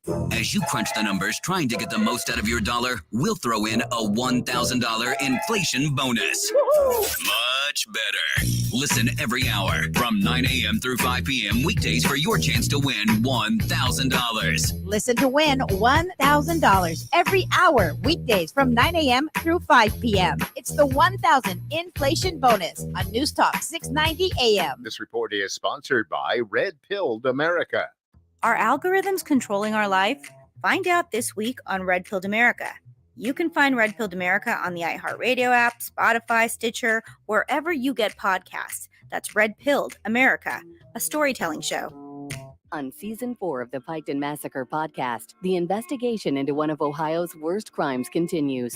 Join the KT Studios team as they examine the forensics and the ties that bind the victims and the accused. What will the trials mean for Pike County? Let's talk about the crime scenes. Accused murderer George Wagner faces a judge and jury. This is legitimately the biggest murder trial in the state of Ohio's history. Listen to the Piketon Massacre on the iHeartRadio app or wherever you get your podcasts. On a busy construction site, things can be misinterpreted. Bring in the bulldozer can sound a lot like building looks mediocre. Designs need a do-over. Or even Install a roller coaster? Okay. be on the same page at every stage with Autodesk. From the designers to the field crew to the owner of the finished building, Autodesk Construction Cloud gives everyone clarity. Now, can we actually bring in the bulldozer? Research shows listeners prefer a personalized experience. So to help you remember, Liberty Mutual customizes your home insurance. We personalized this ad for Amber, who really misses boy bands from the 90s. Hey girl, I'm the cute one, here to tell you how Liberty Mutual customizes your home insurance so you only pay for what you need. I'm the heartthrob. The only thing I love more than you is saving. And I'm the other boy in the band everyone forgot about. Only pay for what you need at libertymutual.com. Liberty, liberty, liberty, liberty. Here's a message just for the attorneys out there. So you passed the bar, joined a firm, or even built your own. Now are you finding out that you're doing more administration than actual law practice? Lexicon can help. Lexicon is a legal technology provider with over a decade of experience streamlining administrative tasks like timekeeping, billing, and more, so you can focus on maximizing billable hours and increasing client satisfaction. Call 855-4-LEXICON or visit lexiconservices.com/go to learn more. News Radio 690 KTSM. Live from the KTSM AM 690 studios, it's Talk El Paso with Andrew J. Polk. To be a part of the show, call 915-544-KTSM or follow on Facebook at facebook.com/Talk El Paso. Now here's your host, Andrew J. Polk. Thank you all so very much for joining us here for Talk El Paso, airing live on News Radio 690 KTSM. I'm your host, Andrew J. Polk. Thank you for tuning in however you may be doing so, be it on air, online, live streaming through the free and reliable iHeartRadio app, or joining us over on the various social media pages we're up on these days, facebook.com/Talk El Paso, the Talk El Paso channel over on YouTube, Twitter at Talk El Paso, or twitch.tv, Andrew J. Polk. Just sometimes in the comments, got to say, be careful what you wish for. And some calls have already happened, among other things. But some other points being brought up there, such as Mondo Montganda saying voter apathy is unacceptable. That's a very concise way to put a lot of what I've been saying here. And just my frustration with people not doing the thing. Do the thing. Go vote. Be a part of the process, because yeah, no vote, no voice goes a bunch of ways. Both means that you've literally not added your input into these elections, but also the idea that, well, you ain't got room to gripe, as someone else put it there. And someone else saying, stop trying to make sense with idiots. Listen, I don't take anything personally on this show, as much as we might get into deep things, because we're talking about important things. And I'm always in it for the discussion here. So if y'all haven't noticed, I kind of like to argue. Could have been a lawyer, but this is more fun for me. But also the idea that people, I mean, that's how standpoints go unaddressed. Saying, it's not worth arguing about. Oh, no, it's worth arguing about. And we'll get into it. So, I mean, that's what we do. And we will continue to do so as well. In any case, Anyway, we got 2 more calls in the line here. We do have Tom in Otero County with us right now. Tom, thanks for joining us. Hi there, Andrew. I just want to remind your listeners that 2 years ago, a story came out about Hunter Biden's laptop with evidence of multiple crimes. And President Biden claimed it was Russian disinformation. The propaganda media, they echoed that story. That's all you heard. If anybody mentioned something different about it on Twitter or Facebook, they had a possibility of getting banned or,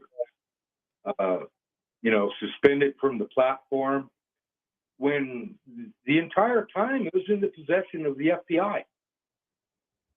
And I just want to remind people out there listening to this, if you want to live in a country where you're being lied to, and the media, the people that are supposed to uncover the truth, are actually participating in the lie, then you go ahead and vote Democrat, because that's what they do in banana republics.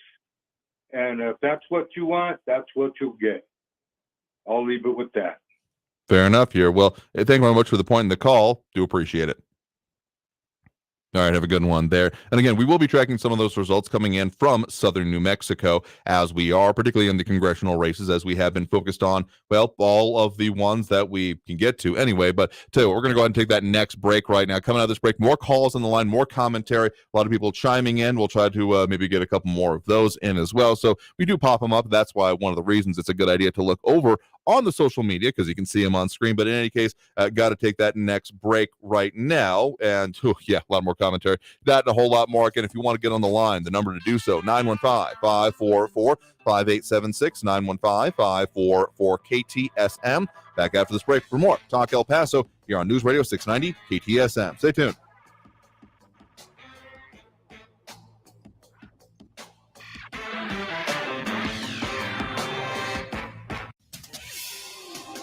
El Paso's News Radio 690 KTSM. Hello, I'm Erica Castillo with this KFOX 14 News Update. The city of El Paso has 3 separate propositions on the ballot, totaling $272.48 million this election day. The propositions come as a result of a survey conducted by the city of El Paso, in which some El Pasoans reported being most concerned about streets, parks, and climate. There is a $246.5 million proposition for street improvements, including new sidewalks, streetscape, traffic controls, as well as planning. $135 million is for resurfacing and reconstruction of the top 50 most traveled roads in the city. $35 million is for residential resurfacing. If the entire bond were to pass, including $2 million for parks and $5 million for renewable and energy efficient resources, the potential monthly impact for each taxpayer in El Paso would be about $5 a month or $60 a year. However, this amount can change and is projected to increase over the next several years, according to the city. I'm Miraca Castillo with this KFOX 14 News Update. News Radio 690. Traffic all day. El Paso Police and Medical on the scene of a crash. East Paisano Drive at the 110 on Border Highway eastbound. It is slow from Stanton to past the Patriot with 18-minute delays, mostly stop and go. I-10 slow eastbound from Trans Mountain to the Patriot, 11-minute delays. An accident reported Vista del Sol at George Dieter. And the Pan American Drive exit ramp is closed for road work on northbound Loop 375 in the Lower Valley. Carrie Edwards, El Paso traffic. From the KFOX 14 Severe Weather Center, this is Chief Meteorologist Sandra Diaz. Our next weather maker is set to arrive overnight Wednesday. Now, that's when the colder air begins to move in time for Thursday. But in the meantime, we will have winds increasing through the day on Wednesday. Once the front passes through, the winds will gradually decrease on Friday. Log on to kfoxtv.com for your latest forecast. This report is sponsored by Discover. Some banks can make it complicated to redeem credit card rewards, but with Discover, you can redeem your rewards for cash in any amount at any time. Talk about amazing. Learn more at discover.com/redeem rewards. Terms apply. Did you guys hear the news? Great American Steakhouse has got a new location located on the west side on Sunland Park Drive. If you haven't stopped by to visit, make sure you do so for lunch, carry out, and yes, even for dinner. Let's face it, credit cards are pretty much a necessity. New tires for the car? Here's my card. I order takeout. Here's my card. And most of us just accept the high interest rates credit cards charge as a necessary evil. What are you going to do? Get a low fixed-rate credit card consolidation loan from Lightstream from $5,000 to $100,000 and pay off those credit card balances. Apply online, and you could get your money as soon as the day you apply. The average credit card company charges over 19% APR. But with Lightstream, you can get a fixed rate as low as 6.99% APR with autopay and excellent credit.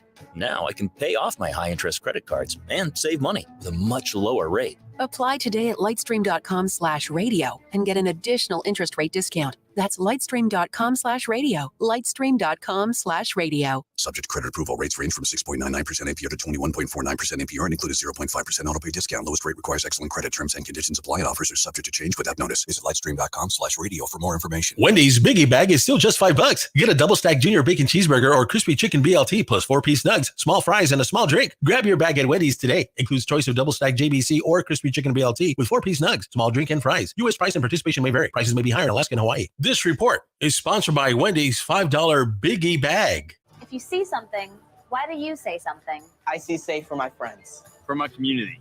For everyone here. We all have something worth protecting, a why that unifies us. Report suspicious activity to local authorities. If you see something, say something. News Radio 690 KTSM El Paso. Live from the KTSM AM 690 studios, it's Talk El Paso with Andrew J. Polk. To be a part of the show, call 915-544-KTSM or follow on Facebook at facebook.com/Talk El Paso. Now here's your host, Andrew J. Polk. Thank you all so very much for joining us here for Talk El Paso, airing live on News Radio 690 KTSM. I'm your host, Andrew J. Polk. Thank you for tuning in however you may be doing so, be it on air, online, live streaming through the free and reliable iHeartRadio app, or joining us over on the various social media pages we're up on these days, facebook.com/Talk El Paso, the Talk El Paso channel over on YouTube, Twitter at Talk El Paso, or twitch.tv, Andrew J. Polk. So we are now in the point where polls are starting to close here. Watching some things, but we'll get more into that on our election night results. Some mentioning over in the comments here. Of course, those from our news partners as well. So we're talking about the East Coast polls. We still got a couple more hours to go before local polls close. So Marky Mandingo mentioning no line to the Memorial Park Senior Center. So I'm assuming that's your vote there. So do appreciate it. There's your ding for voting. Happy to have you go out there. As we also have Bernadette Banda Cole chiming in over there, and the whole idea of no vote, no voice kind of thing.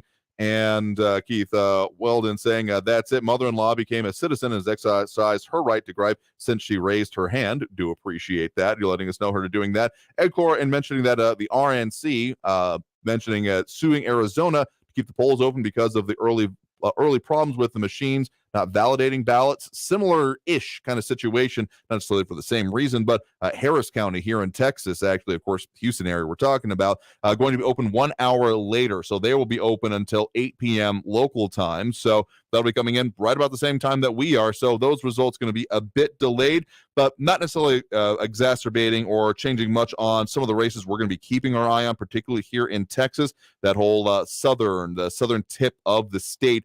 Those races, again, let me get the actual numbers here, the 15th, 28th, and 34th congressional seats, either respectively an open seat held by Cuellar or Flores. So those are some of the ones we're going to be keeping our eye on here. But let's get to those phone lines again. That number to call is 915-544-5876, 544-KTSM. And, okay, a couple more dings I got to get to here, including Bernadette Bandacol. Oh, and Marndo Mancanda mentioning voted at Escalante Park. Appreciate that. I would love to ding 100,000 times or 200,000 times, but I don't want to make my eardrums bleed. So please make sure you go out and vote here and consider this dings for you. Anyway, back to those phone lines here. We do have John on the east side with us right now. John, thanks for joining us. Andrew, how are you, man? Doing all right there. What's on your mind? It's just it's such a great platform that you have here. Obviously, it sounds to me like it's a more conservative show. Which is great, but I'm always open to listening to both sides of the story. But you have these callers that call in and, especially by name, Raul and of course Frankie and Raul, I was like timing when he came on and I'm like, how long is it going to take for this guy to mention Donald Trump? and blame everything. It's like, I just don't understand why callers like this are so, I guess it's that Trump deranged thing, you know? And I just don't understand why because they're not stupid people, these guys, these people who are calling in. They're obviously leaning to one side, you know, or another, which is fine. Sure. But they don't need to get so emotionally, you know, involved in this. And I don't know, it frustrates me as a listener because, you know, you want to kind of reach in through the phone and through the radio and grab their neck and say, hey, man, you know, just be open-minded about this. Listen to both sides and let people make their own decision. Now, the encouraging thing about this is that they are listening to a conservative station. They're listening to a conservative radio talk show. So hopefully they're learning something. I think the thing is, the more they learn and the more that they see the facts the way they really are, the more upset they get because they cannot reconcile their hate for Donald Trump and the truth. And it can't live in the same arena for them. So I just wanted your comment on that because I know you're very down the middle and you have to be, and I totally respect that. But tell me how you feel about, I mean, when you really want to say something, how's that work, you know? I mean, I call my shots here. Don't worry. This is not a passive, don't say anything ever opinion. I mean, we are a talk radio show. I came from a news background, sure, and there it's a very much, here are the facts, come up with your own conclusions, and I guess maybe that does color the way I talk about things, but the fact of the matter is that the things that I'm most interested in are the ones I think that are the most important because, yes, there are political issues out there. There are ones that are, and I'm never really going to fault anyone for finding their passion, to be honest with you. So someone bringing it up and saying, this is what it's important to me and here's why, absolutely, we can talk about that all day. It's when people start saying only about why other people are bad. Like, okay, that's not interesting. We can sling mud all we want. Talk about what is important to you, what you want to see happen. And I mean, I'm not trying to be thought police here or anything. So we do have the open lines that we do, particularly on days like today. But let me just say this. The things that are of the most important to me, I think are the ones that are most important for the country about having these kind of discussions. That's why I will fight and keep making sure we are able to do that. But also beyond that, being able to, the whole concept of the marketplace of ideas, that there are many different perspectives and many different ways of thinking about things and that they need to be able to be discussed. And that doesn't mean that you have to accept everything. Again, a phrase I think about a lot is that an enlightened mind can entertain a thought without accepting it. So being able to consider something, reason about it, and then make your decision is what I think people should be able to do. And I'm not sure how many people are actually able to do it these days. Not saying that it's totally gone, but it feels like more people are just like, oh, okay, that's what I should think. Okay, got it. Going forward here. People need to come to informed decisions because that is what being a informed adult and citizen of this country is supposed to be. Right. And I think the people who get emotionally charged up about this and start slamming and slandering and calling names and all these things, they lose it there. You know, they've lost their argument, in my opinion. It's like everything they say, even though they may have a few good points, but they've lost their argument simply because they don't know how to argue. And that's something that they should, if the biggest takeaway from this show is that, to learn how to argue and know how to listen and respect other people's opinions, that would service them so well. But that's all I got to say, Andrew. You're doing a great job, brother. And we'll talk soon, man. Yeah, appreciate the point in the call. You have a good one there as well. All righty. All right. We got a couple more calls on the line we'll try to get to here. We do have Frankie and Messia on the line with us here right now. Frankie, thanks for joining us. All right. But the fact is, I've got this stupid stuff, what do you call it, static again. But I used some American ingenuity and I attached 4 clothes hangers, and it seems to be working a little bit better. But let me just say this. Okay. This is a great day, everybody out there in El Paso, Southwest border region. Your American right, exercise your franchise and get out there and vote. Because when I ever see some person that says they're complaining about this or that or whatever the heck the story is, and I ask them, hey, did you vote? No. Well, you know, I look at them like I would at the same thing as a wet pile of dog doo-doo on a hot street. Because I don't want to hear what you did. You didn't vote, you don't count. Simple as that. Now, I want to just say this one last thing. Because, of course, me, Messia Frankie, I am a liberal.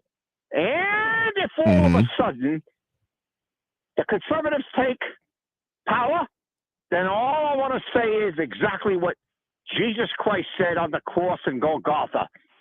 Father, forgive them, for they do not know what they do. That's all I want to say. Fair enough here. Well, thank you for the point in the call. Do appreciate it. All right.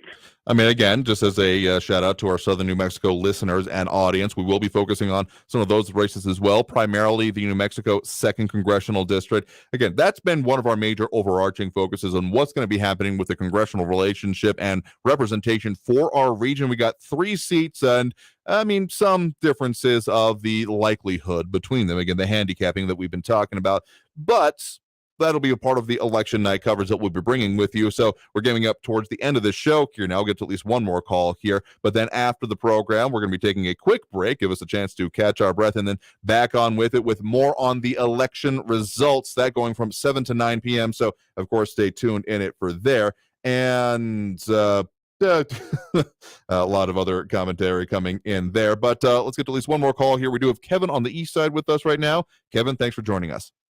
Hello, Andrew. I just wanted to make some comments on the qualifications that certain people who called in are trying to put on voters. Now, if they want to do that, say he's got to have a high school diploma, or he's got to be smart, he's got to be this and that and all this other stuff. The only thing the person needs, for better or for worse, is to be 18 years old and a citizen of the United States. And that's it. We have the 26th Amendment for that.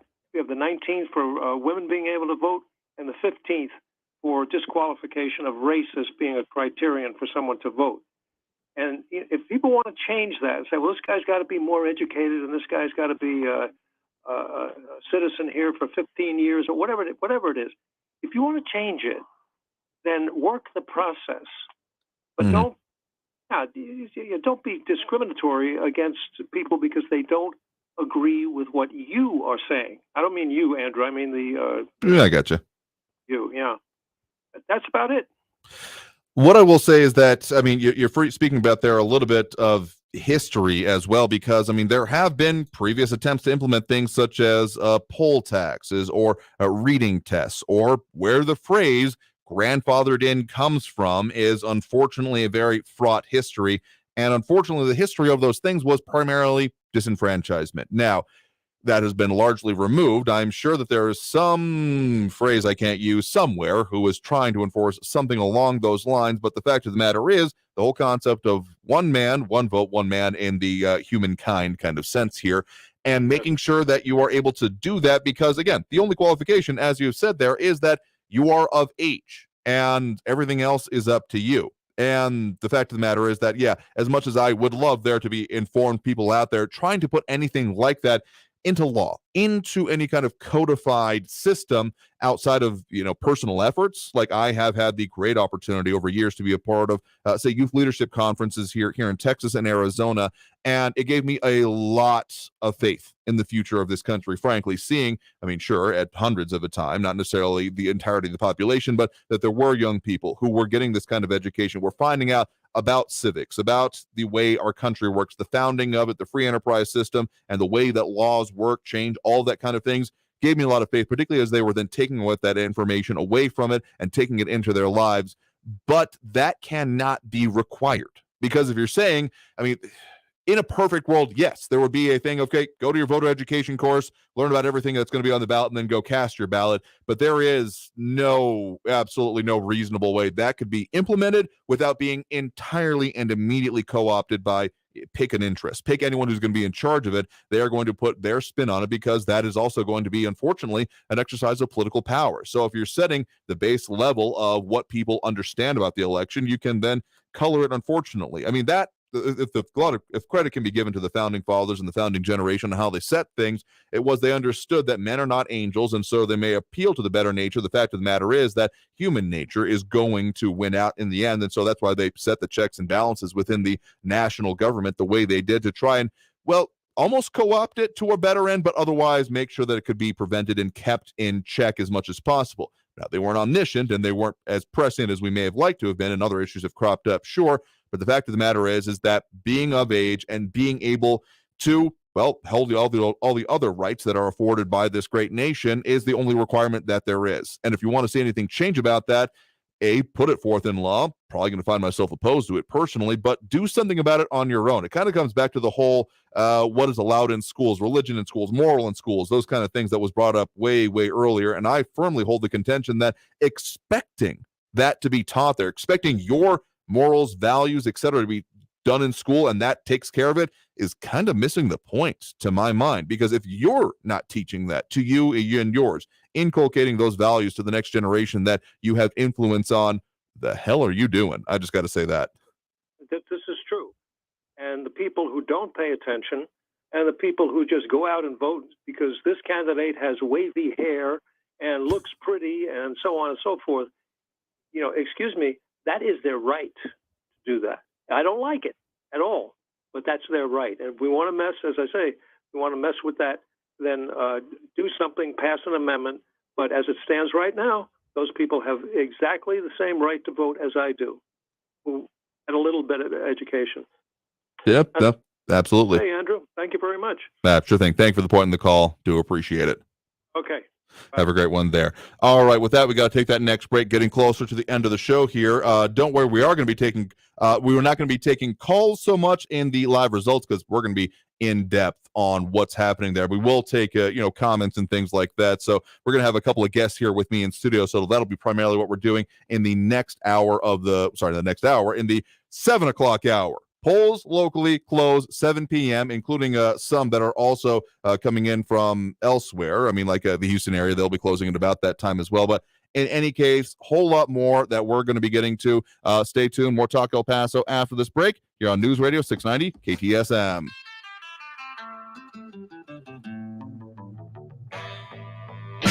Traffic all day. News Radio 690. An accident on eastbound Border Highway before the Patriot is off to the left, blocking the left shoulder. It's causing a backup. 10-minute delays on Border Highway eastbound from Stanton to past the Patriot. On I-10 eastbound from Trans Mountain to the 54 Patriot, it's a 12-minute delay. A crash that was blocking a couple of lanes eastbound on the 10 at East Lake is now off to the right shoulder. An accident reported Joe Battle Boulevard southbound at Gateway West. Carrie Edwards, El Paso traffic. This report is sponsored by the Mark Moss Show podcast. The Fed continues crashing markets, but Bitcoin is starting to decouple from the markets. What does this mean? I'm Mark Moss, helping you navigate the decentralized revolution. So listen to the Mark Moss Show on the iHeartRadio app, on Apple Podcasts, or wherever you get your podcasts. Hello? Mike, this is Norma Jean at Sergio Lewis Body Shop near the airport. Have you seen Sergio? I'm expecting him in a few minutes to cut a new commercial. I'm really worried about him, Mike. He really believes he's a poet. It's gone to his head. There's plenty of room up there. Anyways, his poetry isn't that bad. Will you please have him call the shop? Sure, Norma. That's Norma Jean, Mike. Gotta go. Yee, she's feisty. Hey, Sergio, there you are. Hey, Mike, I have this great new poem. Check this out, man. Sometimes even our darkest moments are enlightening. Hey, what's so funny, man? Nothing, Sergio, really. By the way, Norma Jean called. Really? What did she want? Oh, she was just telling me what a big fan she is of your poetry, Sergio. Sergio Lewis Body Shop at 3800 Admiral near the airport, where it's the customer's choice, not the insurance company's, and there's a lifetime warranty on all collision repair. 593-0191.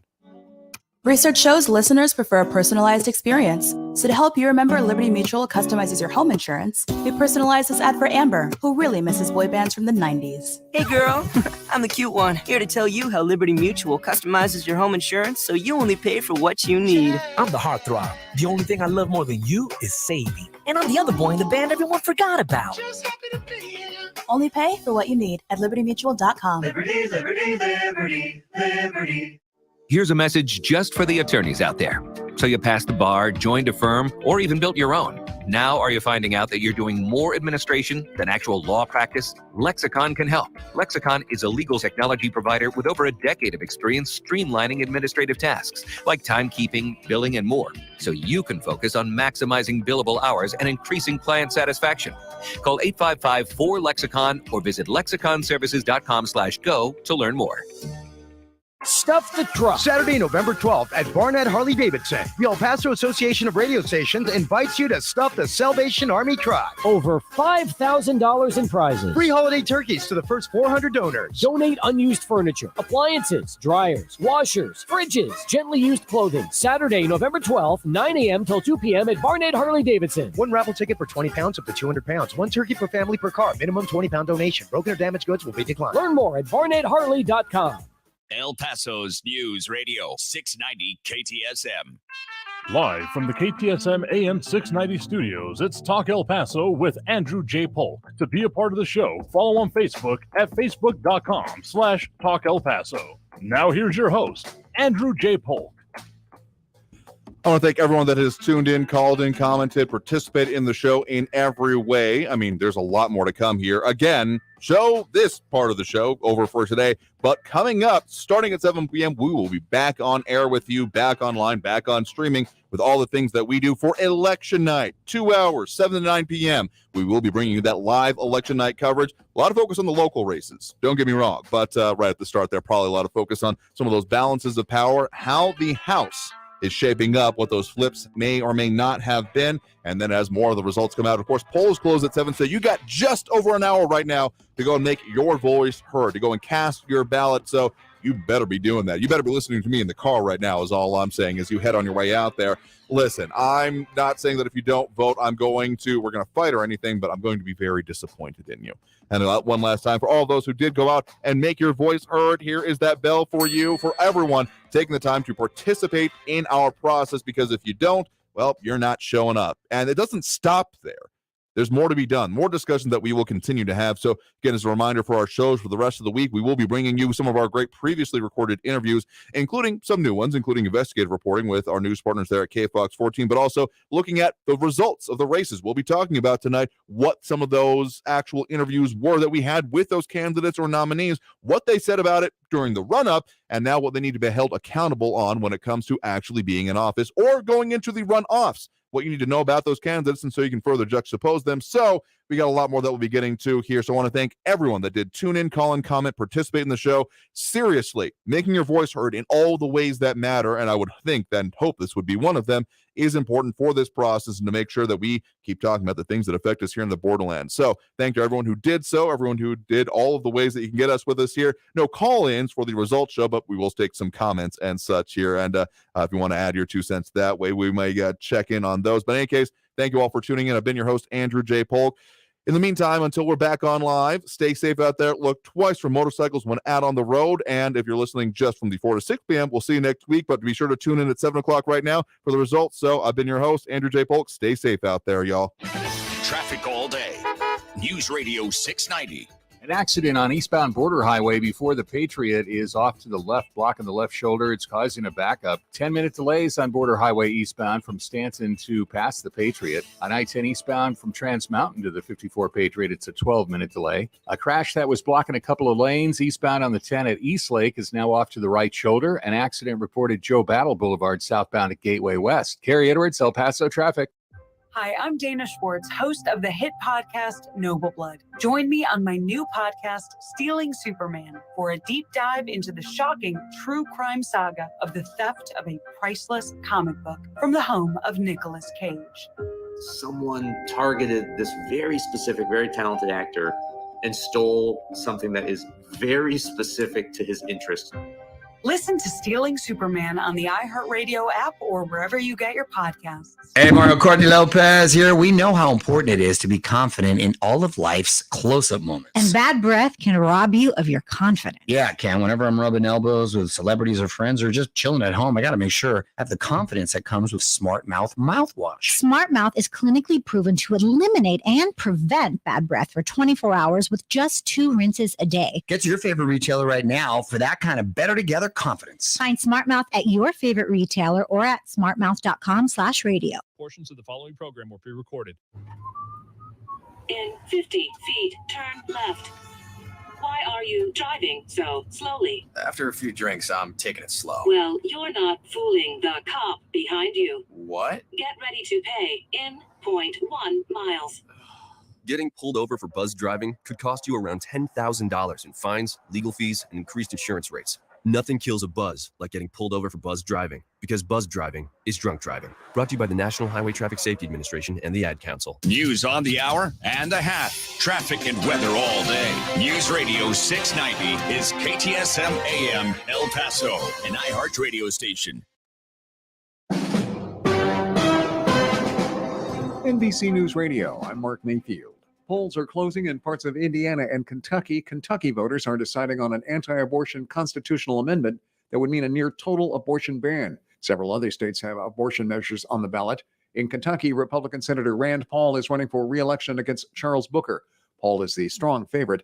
Some polls in key states that include Georgia and Florida will be closing next. Senate control comes down to tight races in 5 states in today's midterms.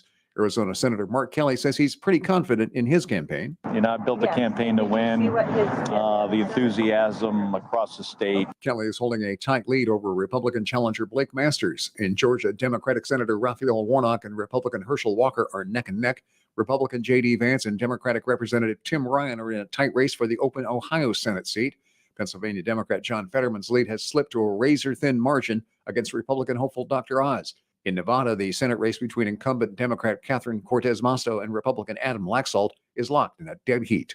Republicans are confident about regaining control of the U.S. House in these midterm elections. Lisa Taylor has more. Republicans need only 5 seats to take back the chamber, and nearly every poll has the GOP surpassing that number. The current minority leader, California Congressman Kevin McCarthy, will likely become the next Speaker of the House. That title is currently held by fellow California Representative, Democrat Nancy Pelosi. I'm Lisa Taylor. President Biden says today's GOP isn't your father's Republican Party. Speaking on D.L. Hewley's radio show on Election Day, Biden said it's important to vote this year to stop ineffective MAGA Republicans from winning. He noted that some of the Republicans on the ticket this year denied that the 2020 election was legitimate. And a new poll says inflation and abortion are leading the list of voter concerns. That's according to an exit poll by NBC News. Almost 1/3 of voters named inflation as the most important issue. Meantime, 27% named abortion as the most vital issue. You're listening to the latest from NBC News Radio. Officials in Arizona say they have found a solution for earlier tabulation issues that happened at around 60 voting centers. Former President Trump urged voters to wait out any long lines. Don't leave your line. Stay where you are. They say that the machines aren't working. They say that they're running out of paper in different locations throughout different states. There's a lot of bad things going on. County officials in Phoenix said technicians have changed the printer settings, which seem to shore up the issues. They added some of the printers at voting locations were not producing dark enough timing marks on the ballots. The change in settings has worked at 17 different voting locations, and technicians are working to fix the issues at the remaining locations. A new poll shows a majority of midterm voters believe democracy is under threat in the U.S. An NBC News exit poll found 70% of voters said democracy in the U.S. is threatened, including 72% of Democrats and 68% of Republicans. The poll found skepticism among Republican voters of President Biden's 2020 election victory and voting systems in their states. About 2/3 of Republicans disagreed that Biden legitimately won the election. That's compared to 96% of Democrats who said Biden was legitimately elected. The poll also found inflation and abortion are leading the list of voter concerns. 46% of voters said their family's financial situation is worse than it was 2 years ago.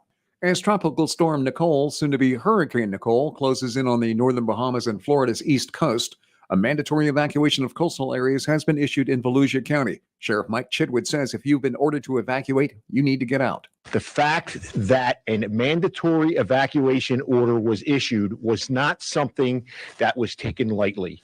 It was taken after consulting with engineers. There are buildings that are at imminent risk of collapsing. Sheriff Chitwood says this is not time for hurricane fatigue.